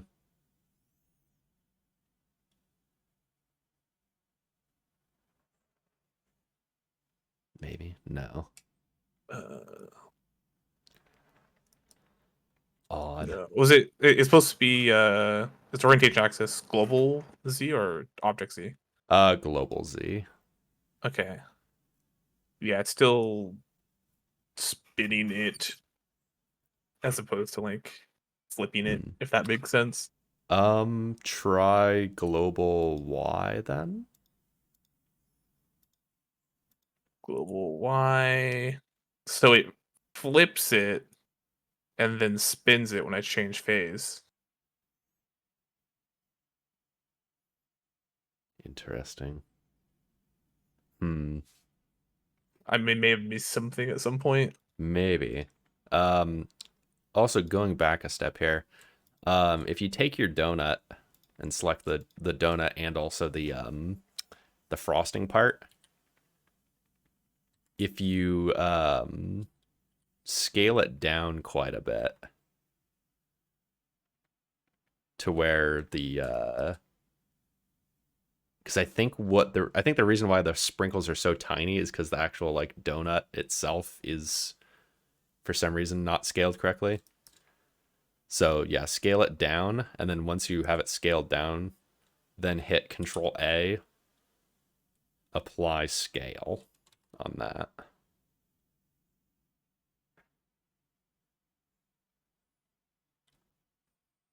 On the donut and frosting? Yep.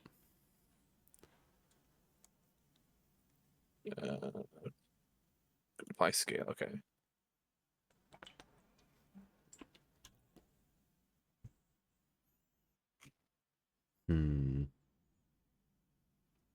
That is odd. Why is it not? It still wants to get very tiny sprinkles. That's weird. Okay. So if you select one of your sprinkle objects and you tap N, and then make sure you're on the item tab on the side there. Okay. What does it say for the like scale? 1. 1. Okay, interesting. In all 3. What happens if you take these and then just scale them up?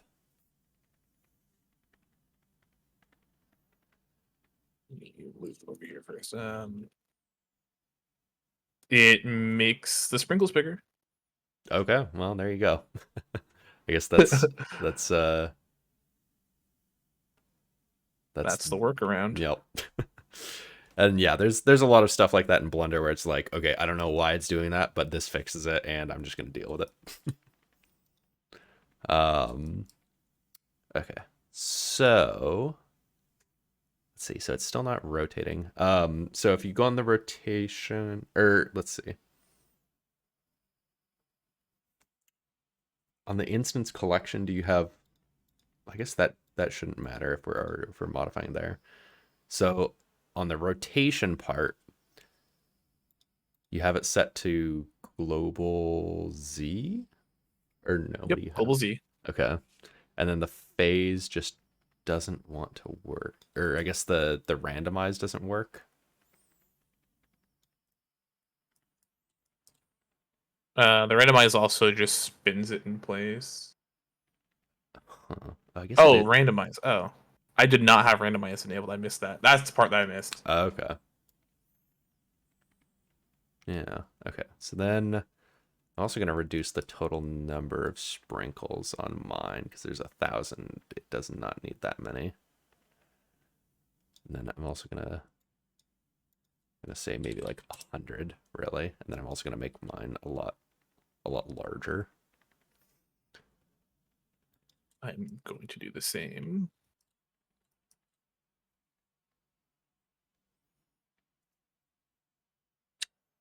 Let's see.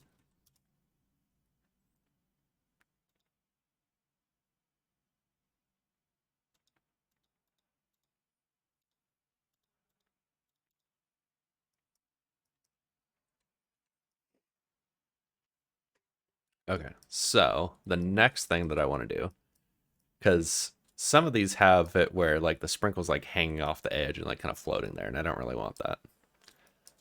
True, So true. I'm going to go Neat, into thank you for the stretch and hydrate. No scrimping. I am actually 100% scrimping. I appreciate that. You stretch. And the water. Ooh, thank you, man. All right, sorry, what's going on? yes, let's see. So I'm gonna go into edit mode.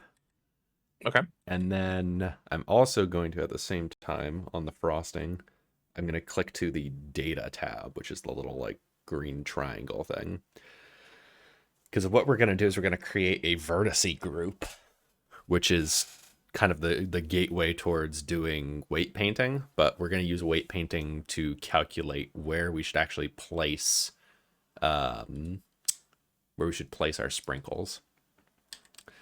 So I'm Okay. going to go to, let's say, I'm Yeah, going to you go to, called it. Well done, Meep.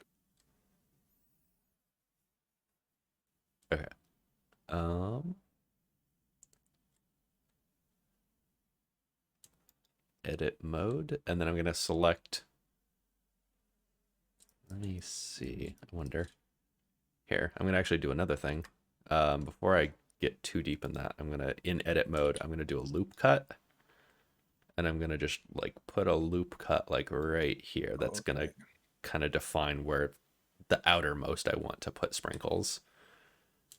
So then now I have these two rings here, selecting with Shift Alt to select these two rings.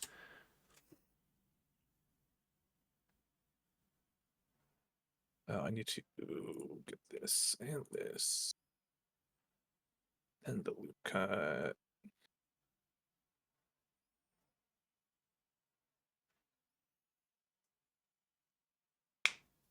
Oh, I saw my loop cut's only trying to apply to half of it. Let me just... Ooh, yeah. So that can happen sometimes because sometimes it loses the ability, depending on how you make your geometry, it kind of forgets like what a loop is on that geometry. What shape was I, father? Yeah. There's I forget I think there's a way that you can have it like auto fix that, but I never really care that much. Yeah, I'll And deal with it. if you really want to get specific, um say like I wanted to chop this quad here in half and like turn it into like two triangles. If I hit K, this brings up the knife tool and I can knife two different vertices. And then once I have that, I hit enter and that will split it. And you can do all sorts of like crazy bullshit like this. Like if I wanted to cut out a hole like that, I can just cut it like that. Damn. Okay. That was what was that key combination again? K to bring up the knife tool. Okay, this has to be done in face mode. Oh, that is the wrong button.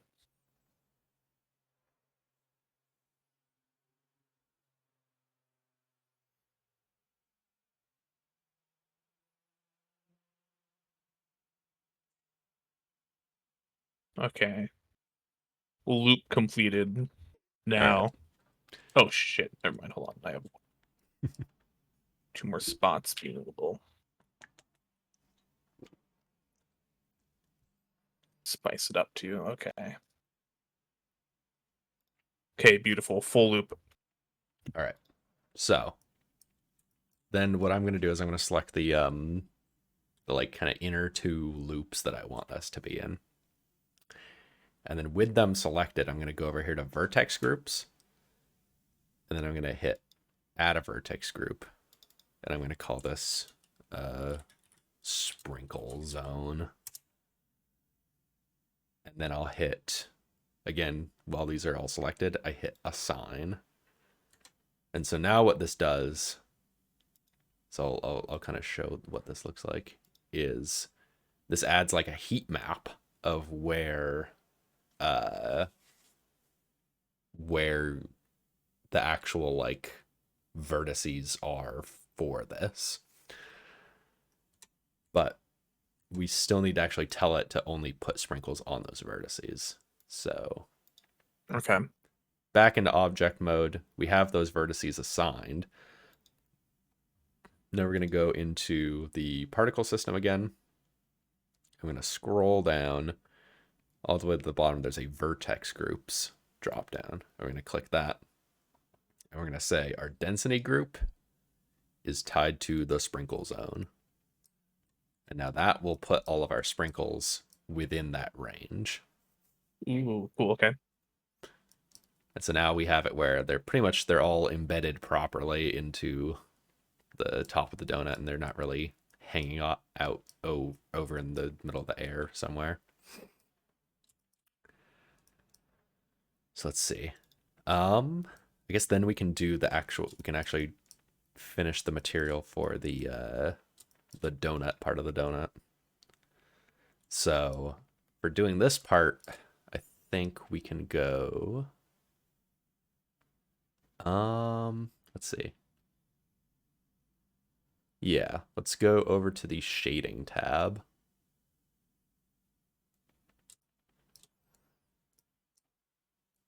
And then we can kind of get a better look at like all of the various settings and options and stuff we have available here. So you can see like if we select our like if we click on the frosting object, it selects the, you know, that, and then you can see the material that it is right here. And then Ooh, yeah, okay. similarly we have that. I'm gonna resize these parts because I don't really care about those. So we have this here. We want to feed in like a noise texture into this to make it, you know, not just a flat plain color. So down in here, what I'm going to do in these node graph zone is I'm going to hit Shift A, search for noise texture, and then place that right there. Bam. And then this noise texture, so this is just like random, like essentially static. And we can choose different types of noise. But for now, I think we'll just leave it as is. And then I'm going to take the fraction here. And I'm going to feed that into the roughness. Let's see, does that actually... No, that does not do what I want. I turned it white on my screen.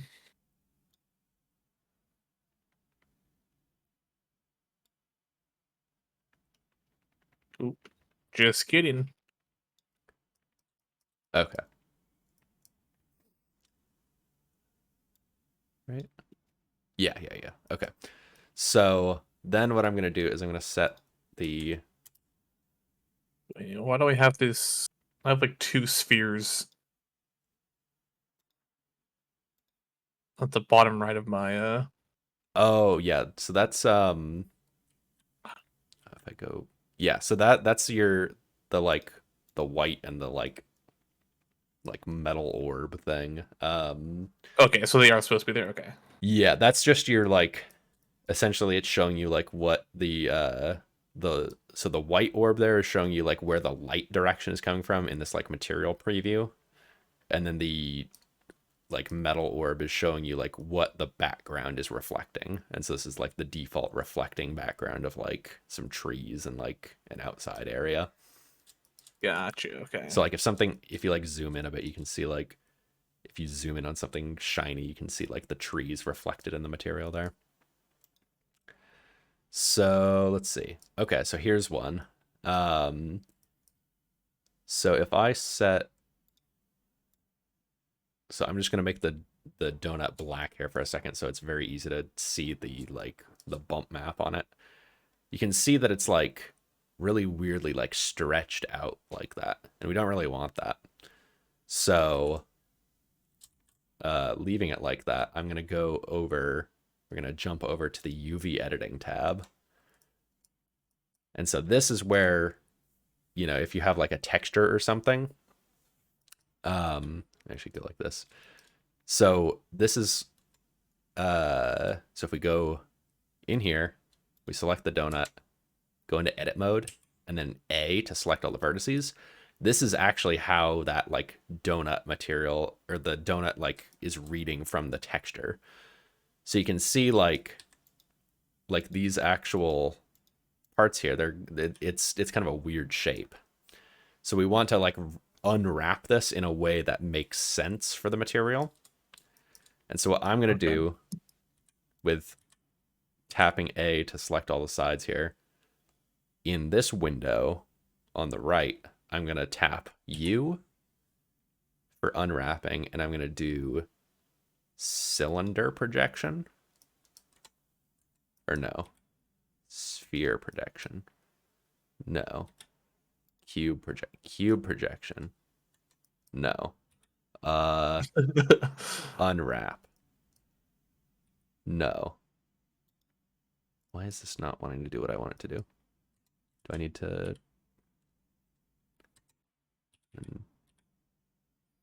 cylinder?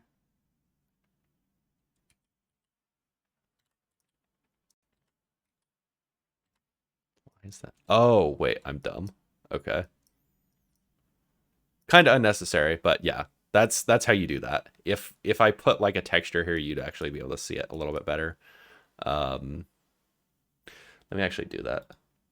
I'll where's like a funny picture that I can just put in here?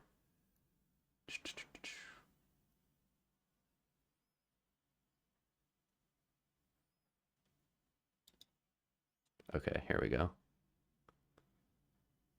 Can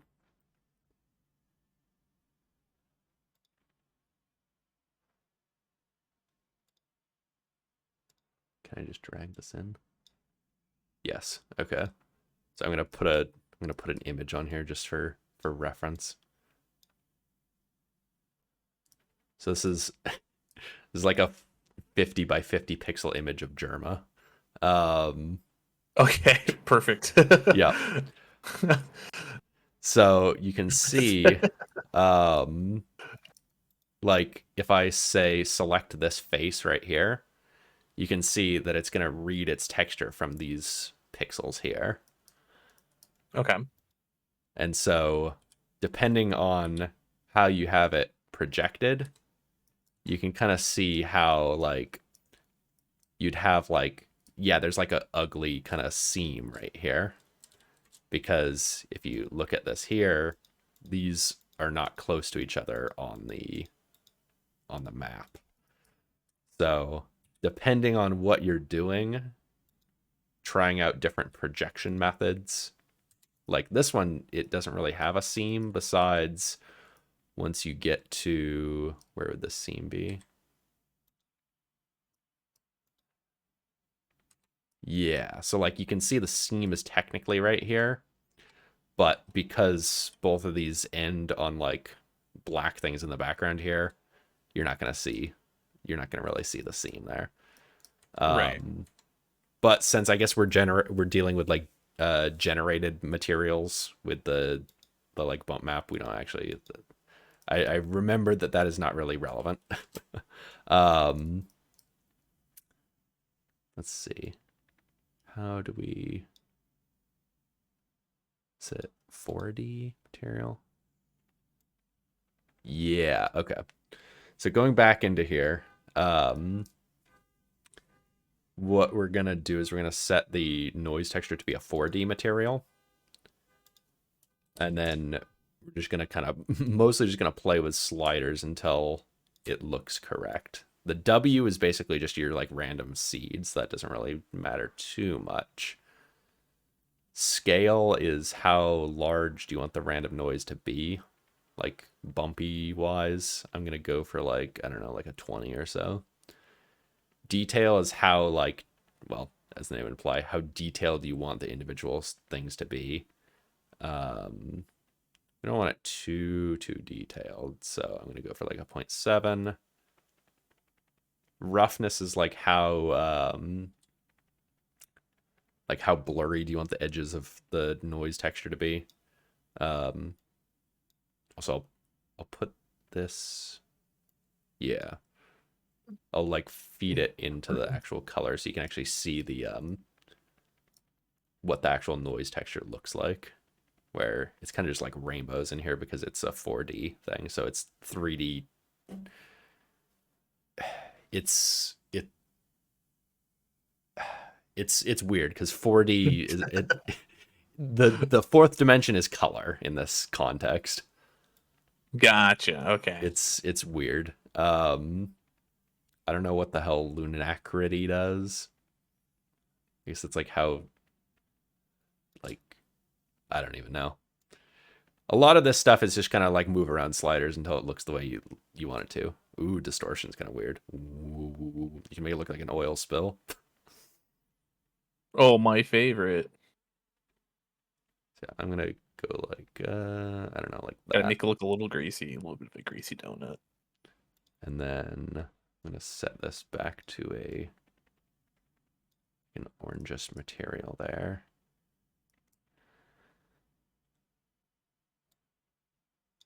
And then I'm actually gonna change this from feeding to the roughness. I'm gonna feed the color instead into the normal. Oh, you.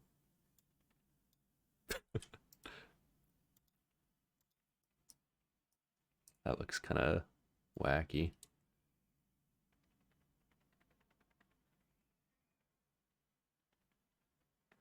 Take a sec to load. Oh gosh.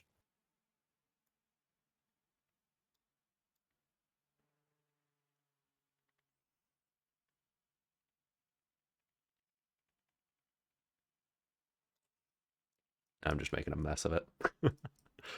um, let me see here. When I fed color into normal, now it's not look nearly as good as it did. I don't know what this is doing. This is kind of wacky. If I go back to 3D. Does it look less cursed in 3D? Mildly.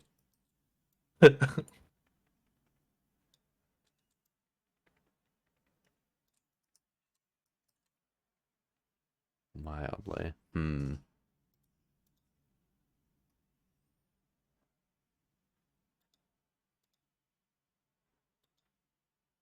Oh gosh, no. It almost looks like wood. Yeah, where is... So I guess what is the thought behind attaching color into normal versus what So was the one before?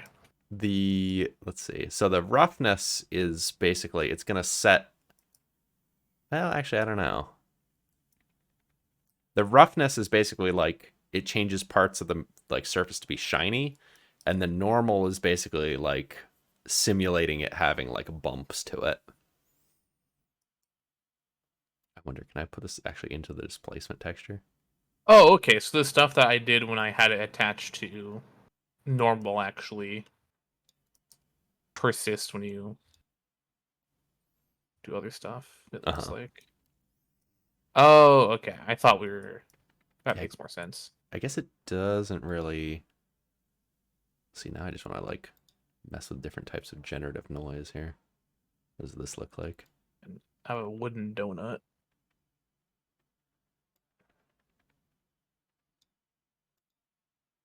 Hybrid multifractal. Whoa, what the?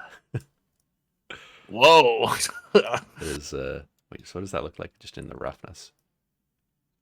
Interesting. What does that look like if it's placed in normal? Oh my god.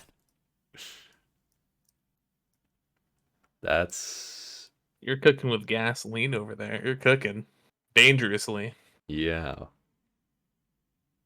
No, this is just like fun to do sometimes of like just making weird, gross looking materials and oh my god. You can have like the bitrate killer donut.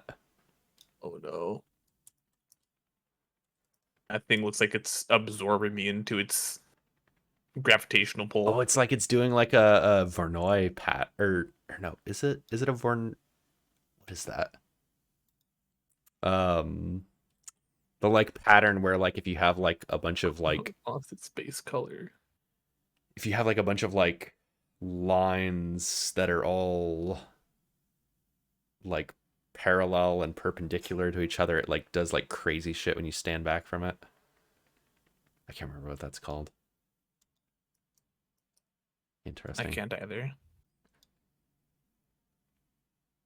Okay, I'm gonna put that into rough now. What does the terrain do? Whoa! Oh my god! Oh, you can combine them? Oh, weird. Okay. Oh, rip the color. Oh, it's a load. Okay. Oh, that is really weird in the normal. Like, oh my god! It looks like the I don't know. The donut has like a disease. that dude's been sitting out for a while. It's got the rot. I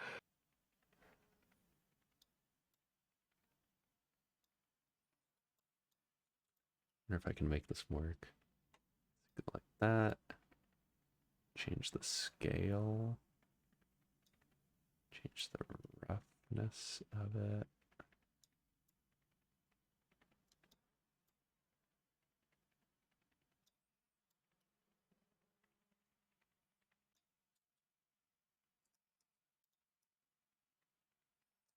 Hmm.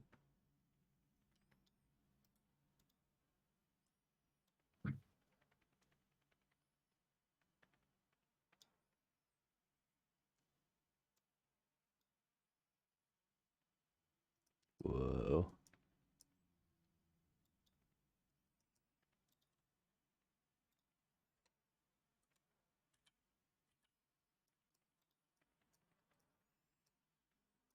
Okay, I'm gonna call that good.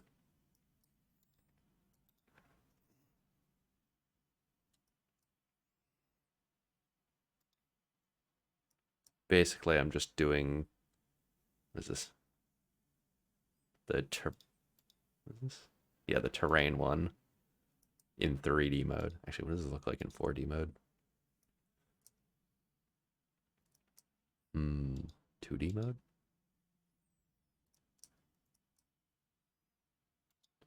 One D mode. Oh, yeah, I guess that makes sense. Yeah, so One solid color.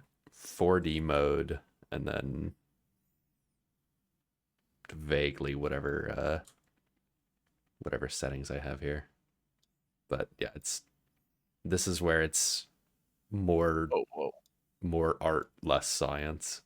Of just drag around sliders until something looks interesting. I see. Wait for this to load.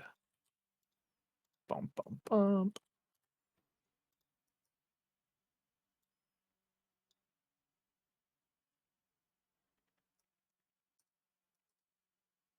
Oh boy. All right, let's see about that.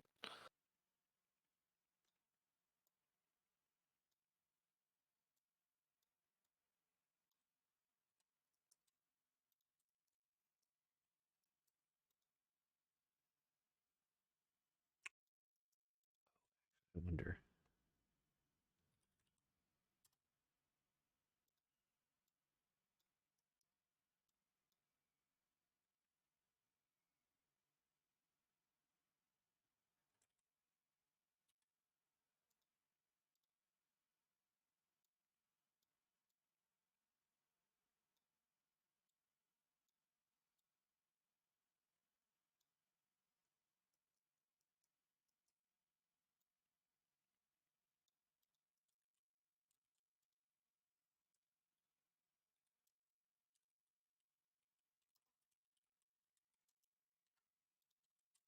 This looks pretty vaguely donut. I'll take that. Oh, you're doing some magic over here. I see. Okay. Yeah, let's see. Where is the... I just go... Oh, do I not have... I don't have that enabled. Aha, okay. So I want mapping to go into that.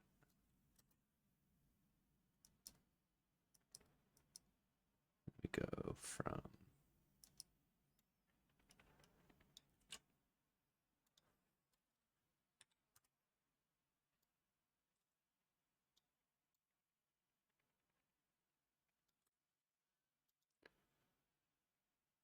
normal?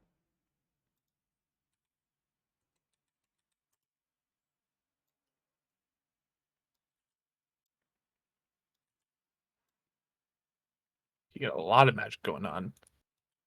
Let's see. How do I... trying to remember how you do this. Object vector.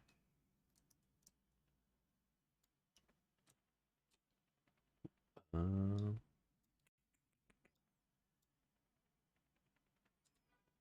oh, yeah. Okay. So that's 0. That's 0. And this is 180? No. You're 0. Then you are... Oh, okay. I kind of see where this is going. Yeah. Okay, so if I go like that, and then I just... Oh, I'm stupid. That was...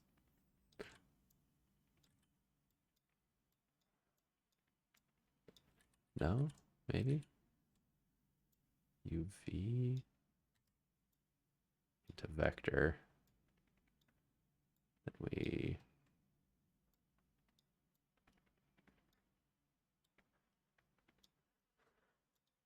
How do we do this? Vector. Well, I assume very carefully, but I'll let you figure it out. Trying to see if I can figure this out without looking anything up. Type My man. normal. That's also what I do.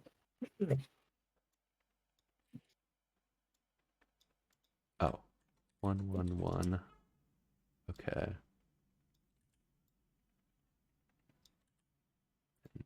Z? No. No. Object. Oh, we're almost there, maybe. That's rotating there. Oh, we're like, oh, wow, okay. Doing some, like, ellipsoid type motion here. That's not what I want. If I do, It like, looks cool, but yeah. 80-80 or 90-90. And then we rotate this one. I think I'm in the right direction, maybe. Oh. I think we're almost there.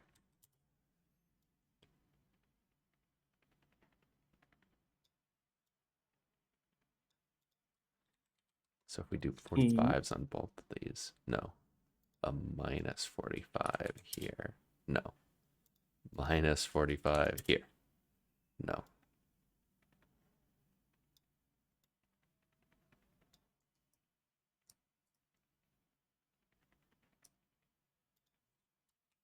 Minus 145.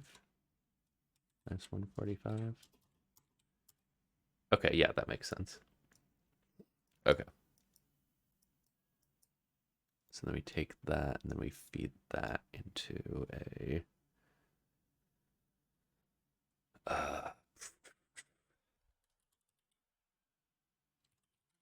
mix column, or no. Oh yeah, no, I guess we just leave it like that. And we say instead of that, we go, this is like a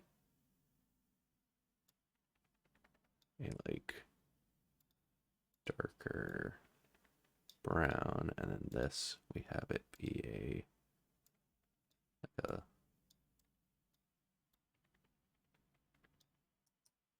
that. Oh, and then we just put that right in there. Aha. Okay. Okay.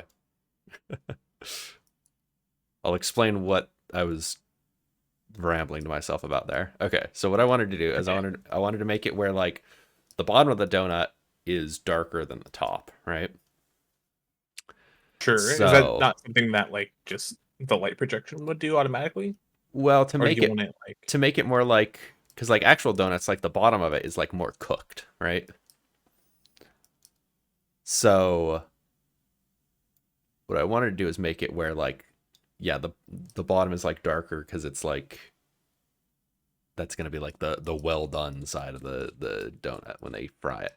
So what I did is I changed out the color to go into a color ramp, and okay. a color ramp lets you basically assign a gradient to something. And so when you click on the little square here, or like one of the squares, that will modify which one you're changing. And so I set one of them to be kind of a darker color, and then the other one to be a lighter color. Then going into the fraction there, I added a mapping node. And then the mapping node is set to normal. And then I fed the vector of the mapping node into the fraction of the color ramp. Right. And then the mapping node, I have it set to be the rotation of the x and y to both be negative 145. Gotcha. And then the vector going into there, so dragging the vector one out, goes to a texture coordinate node.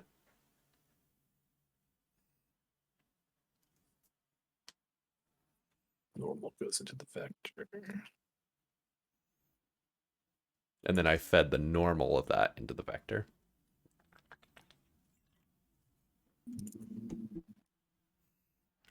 Okay.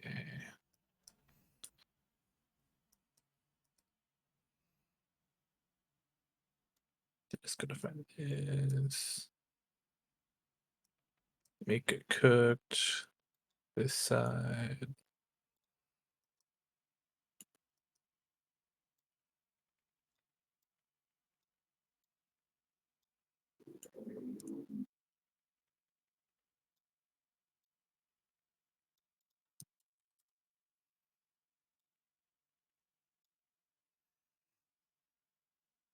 Yeah, then you can just change around the sliders to adjust like where you want that line to be at and how harsh you want it to be. Oh, that's what that slider is doing. Okay, I see now. Yeah.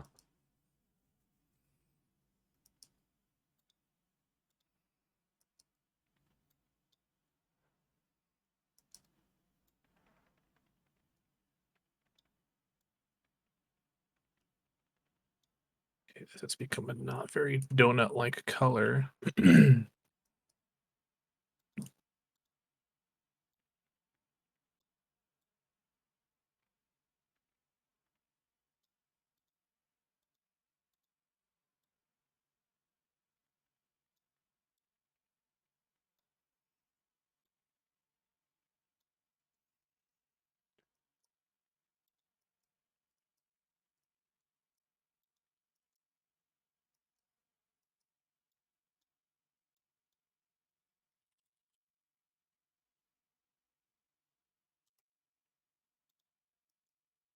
Okay, well, not the most donut-like, but it'll get the job done.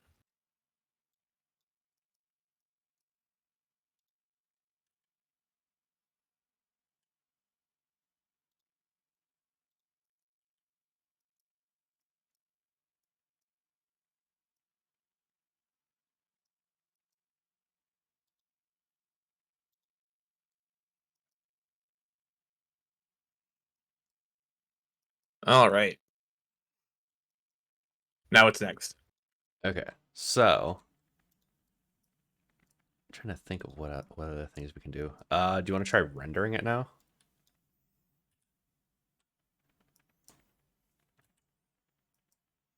You said okay, render it. Okay. Yeah. So I'm gonna go back to our main like editing area, and what I'm gonna do is select these guys, the sample sprinkles, and I'm gonna click H to hide them because we don't want to look at those right now. I'm gonna go back into our main scene collection, and I'm going to add a plane. So that way we have something to render against, and I'm just gonna like scale this thing up a ton. And then move it where it's just a little bit under there. And so my trick that I like to do is I'll take a plane like this that's just white, and then I will select two edges of it and hit E to extend them upwards. So we have like a little kind of backdrop area. And then what I'll do is on this plane, I'll do a let's see, where's this? Is it bevel? Yeah. So I'll take this like thing here, extend it up, and then in here I add a bevel modifier. And then I just turn the amount of segments up and then adjust that up like that with the amount in segments. So that way it creates kind of a nice smooth background. And then I'll just additionally right click on it in object mode What and is the shades I bevel modifier. bit behind bevel? Okay.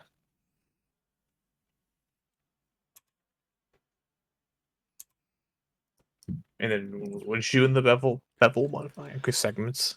Yep, I adjusted segments up and amount up, and that will take the the corners here and kind of, well, as the name would imply, bevel them out.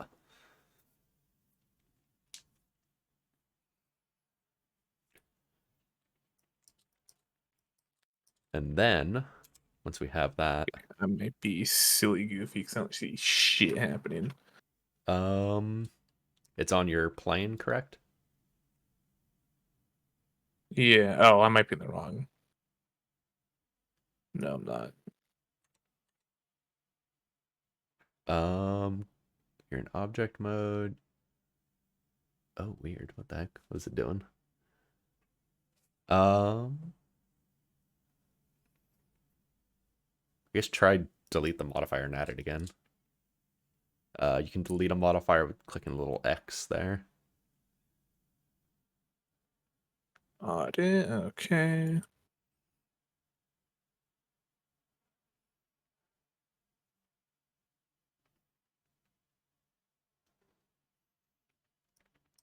Okay, maybe I missed something because that's still. That is weird. Why is that? Uh, huh. What the hell? I guess delete the plane and create it again. That seemed to be a bit of a problem child. That is very odd. I don't know Damn. why that's acting like that.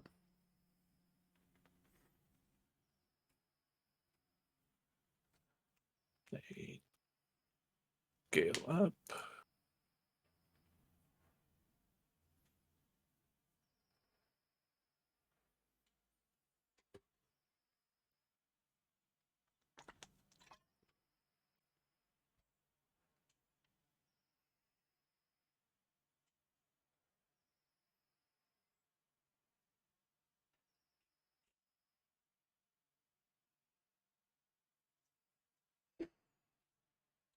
Oh, instantly. Okay, maybe I didn't have the plane selected like I thought I did last time.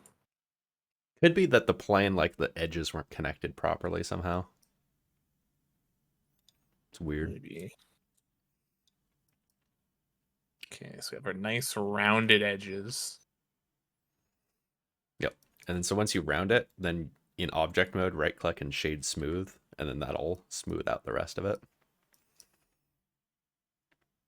Nice, okay. So then, usually the way I like to do object renders, we have a nice little sunlight here, but usually I like to do what is it called? Area lighting.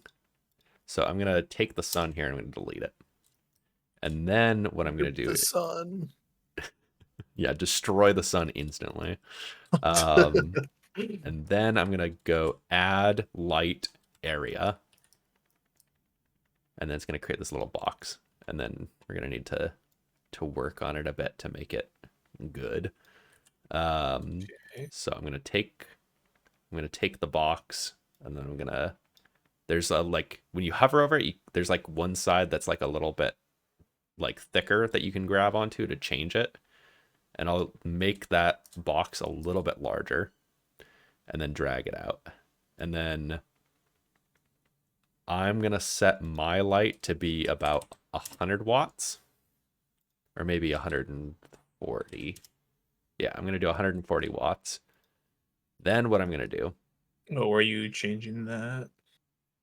in the data tab where it's a little light bulb, when you have the light Okay. selected. Yeah. How many watts? 140? Yeah, it all depends based off of like the relative scale of things, because you have to imagine, That's like, right as fuck. Okay. yeah, so that's where it comes to like you making decisions about what looks good in your scene, because depending on the scale, right? Gotcha. If you are dealing with something that's the scale of like a room, like a 10-watt light bulb is going to be basically invisible. You're not going to see it. But if you're dealing with something that's like the size of, like, I don't know, like a pair of glasses, a 10-watt light bulb is going to light up your object pretty well. Sure. Okay. And then so what I like to do is I will take I'll take the light here, and I'll kind of just go by feel, but about like a 45 degree on it. And then I will Shift D to duplicate it. And then I'll do an opposite kind of 45 degree. So I have these two kind of lights that end up making this like kind of shape like this, right? And so I'm going to hold down Shift to select both of them. Well, I And- tried. Okay. And I'm going to move them out from the object and then rotate them back at the object. I'm going to make sure they're not clipping into the ground. And then from there, I'll just kind of like take this like couple objects here of the light and play with them until I like how the light's hitting them. Just kind of keep rotating it more.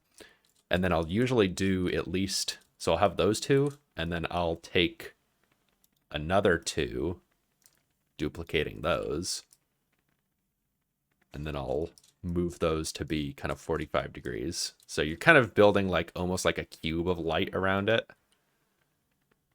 to kind of hit it from a couple different angles here.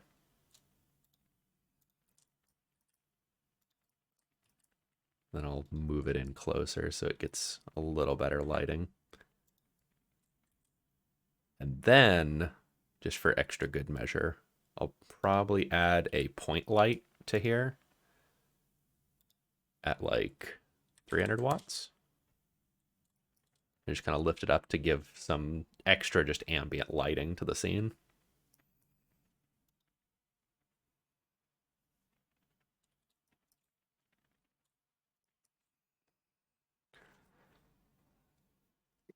Bulk.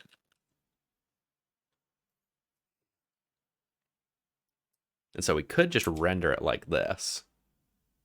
But Beautiful donut. yeah. So I wanna make mine a little more dynamic instead of just sitting flat on the floor here. So first what I'm gonna do, I'm gonna go up here to the collections. I'm gonna make a new collection, and I'm just gonna call this like donut. And then I'm gonna take the frosting and the donut part of the donut. With both of those selected, I'm going to drag them into the donut folder here. And then inside the donut folder, I'm going to go Shift A, add empty, and then I'll say plane axes. And so this is going to just create basically like an object that's just a point in space. And so what I'm going to do is I'm going to select the actually make sure that this is correct. No, okay. So I'm going to select the empty on the side here, and then I'm going to hold shift and then select the frosting. And then hovering my mouse back over the 3D scene, I'm going to do Control P, set object to, or set parent to object. And then I'm going to do the same thing again. I'm going to select the empty, hold shift, select the donut, cursor over the 3D scene, Control P, set parent to object. And now, when I select in here, I can select this empty, and then it will let me move, or if I just select the empty itself in the scene, I can now just rotate that empty, and it will move the whole donut object as one object. So Ooh, okay. what I'm going to do is I'm going to move that over there, and then right here, I'm going to just add a little cube for us to have this up on like kind of a pedestal here, and I'm going to bevel it as well, because why not?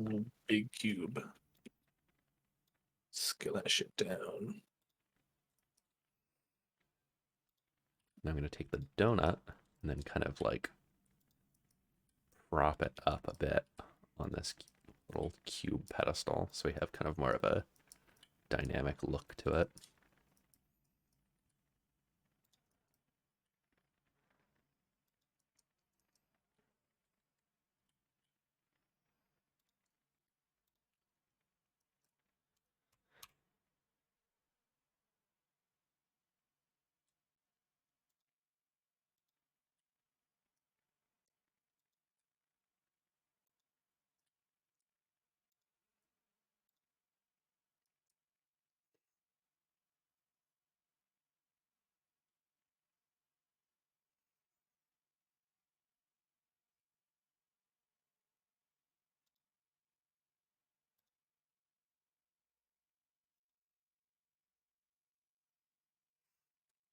Then once you have that positioned wherever you want to position it, if you hit 0 on your numpad, that will snap your camera to wherever what your scene camera is seeing, so you can kind of see what it would look like. What's the button? Numpad 0. Oh, I need to move the camera. Okay, so yeah. I completely forgot about the camera when I was So the camera, you can kind of rotate and move around like any other object, but I'll show you something neat here. So okay. if you have in the scene, if you have the camera selected on your scene tree on the side, Mhm. and you click down to Tool, or no, View. And then in View, there is Camera to View is a checkbox. And now, while you're in this view here, wherever you move, like you would move around your scene, is where it's moving the camera in real time where you want it to be. Oh, okay. Cool. So then you can like really position it where you'd like it. It's like I'm gonna position mine like that, and then I uncheck camera to view, and then I can move around and it sets the camera there, and then numpad 0 to jump back to that.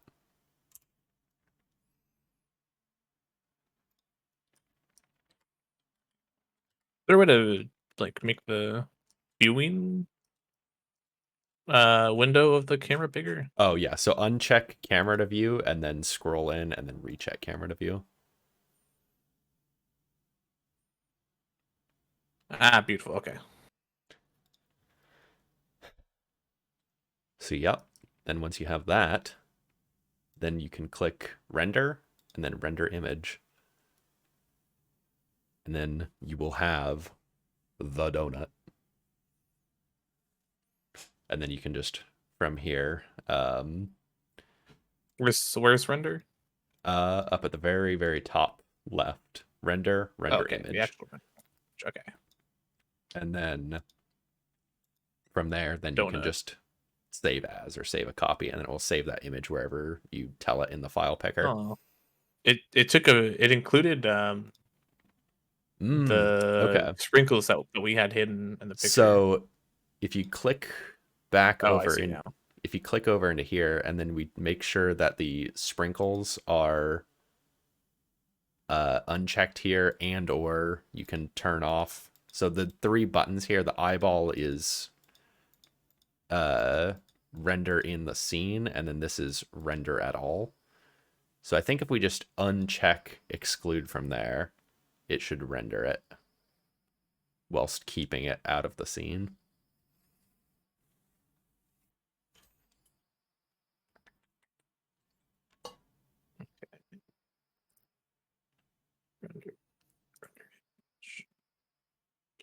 That's taking out all the sprinkles, unless I did that wrong. I clicked the wrong button. Interesting. Let me actually check mine. Is mine doing that too? Mine's not doing that. So make sure, I guess, if it's checked, make sure that the camera is enabled on all of these objects, but just that the sprinkles group is unchecked. Oh, checked. Oh, I'm silly. That worked. Okay. Look at that. That's a donut. Yep. Yeah, and then up at the top, you can do image and then save it wherever you want to save it. And then you have your render, your first project. The first donut. Yippee! I see that. This is the first time I've ever completed making a donut. Yep. Big. Neat. Yeah. And now you have all of the basic skills of how to work around Blender and all the different tools that you can use that you commonly will use. This basically makes me a Blender pro now, right? Yeah, I can go get a job. I mean, basically you can go work at like Pixar now. Oh, okay, yeah. All I have to do on my certifications is say completed donut. Yep. Yeah, you just email this image to them and then you say job now please. And then they have to give you a job. True. Like, they legally. can't say no to that. Yeah. Hell yeah. Well, thank you for the tutorial. I think this is probably a good spot to call it for tonight. Yep. What do we have to look forward to for next week? So next week we're gonna do rigging, which Oh boy. could go in one of 2 directions. It could either take like 4 hours nonstop, or it could probably be done in like 30 minutes. So That is incredibly terrifying. Now, do I need to Yeah. have do I have homework or I need to have Um, something to rig before we go, or is so that going to be I part of I our? can provide you with a unrigged model to rig. Um, but then so what I'll probably need to think a little more about like how I want to teach this, but I'll probably Okay. give you a like a template basic model. So like let me show this. So this is actually really cool. Blender themselves, they provide a bunch of human base meshes here Oh, that are just a like, dude. yeah, you can just have just a guy here, and uh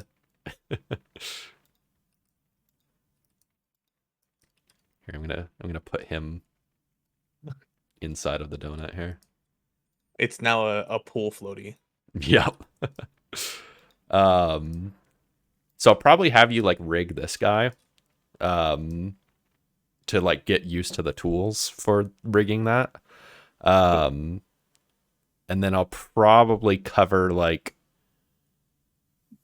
making a kind of a basic like character model as an example, and then showing like, okay, if you have a custom like obviously this is like the most kind of basic kind of like humanoid that you can go for. Hmm. um but once you have like more weird shape models or like more complex models, there's a lot more to consider of like weight painting and stuff. So I'll probably make like an example character, and we can go through the process of making like a simple example character and rigging it with a humanoid rig. Oh boy. Yeah.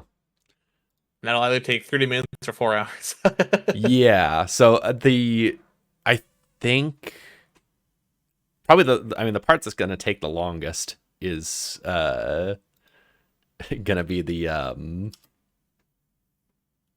like making like a like character from scratch.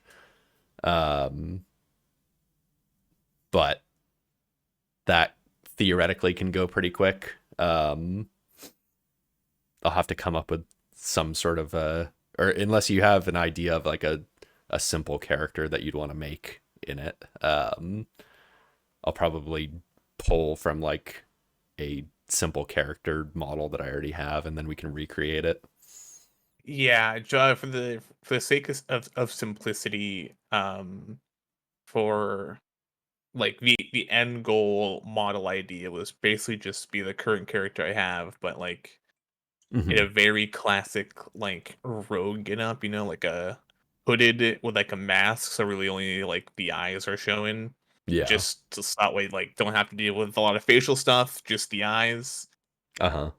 I don't know if that's simple enough, or I should simplify even more to like a skeleton.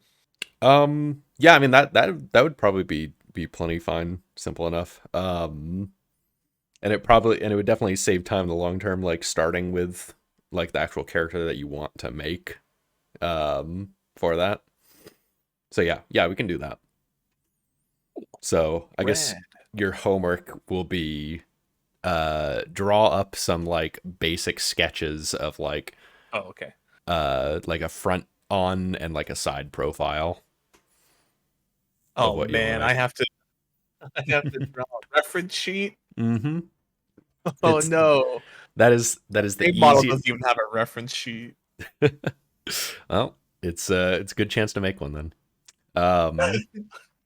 Because that is like the best way to make a character in 3D is if you have a 2D reference, because you can put them like you can put a 2D reference in here as just like a plane, and then you effectively just like trace it from two angles, and then it makes it a lot simpler. Gotcha. Okay. But yeah, so that's your homework is Thanks. sketching and making a character sheet of what you want to make. Love it. I can't wait to forget about it and then do it all on the weekend. Do Yep. it all right before class on Monday. Oh Yep. shit, I gotta draw that. Oh, All right. I am going to wrap up stream and say bye to chat, but thank you once again for taking the time Yep. Yeah. to doing this for me. Yeah. It is. I've been wanting to like sit down and basically do a sort of tutorial for a while. So this is a good example Hell for me yeah. to go through, so that way I can be like, oh, do you want to learn a thing? Here, I have a 16-part series for you to watch. Yeah, bam. This is like the rough draft. You can probably make a much more concise version later once you Yeah. bump out the kinks. Yep. Yeah. All right. Yep. I'm gonna do the same in stream. Sounds good. Thank you again. Yep.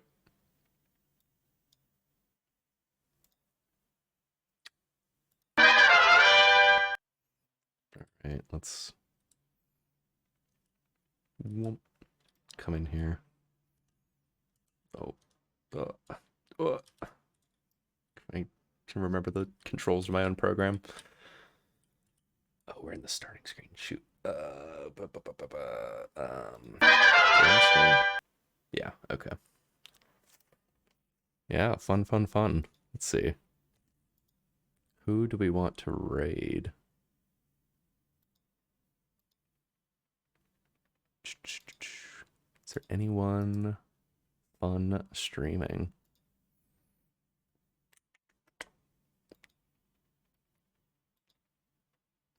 There really is not that many people streaming.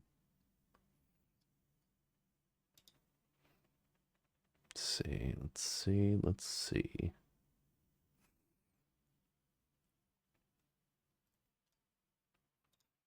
Is there anyone interesting streaming in the software department? Oh, we can go raid him. Go over to Shindigs. He's cool.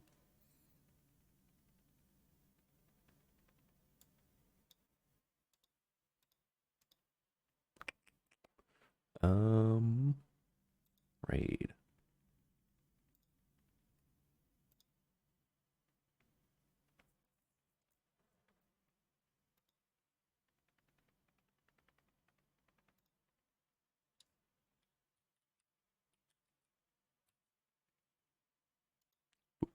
And boop.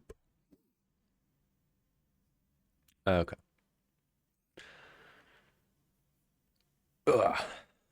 Yeah. So yeah, I guess I probably should have mentioned. I guess I did mention that. On Twitter as well as my offline screen, I have a vague schedule that I'm trying to follow now. Where we're doing game dev bootcamp Mondays, then Tuesday I'm off. Wednesday we're doing actual game dev for Decay Chain. Then Thursday and Fridays is just like, actually playing games. And then Saturday and Sunday are, if I feel like wanting to stream, we'll do stream, but otherwise theoretically offline.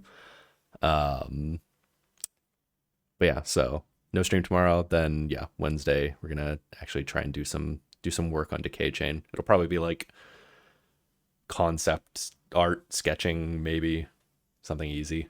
Yeah.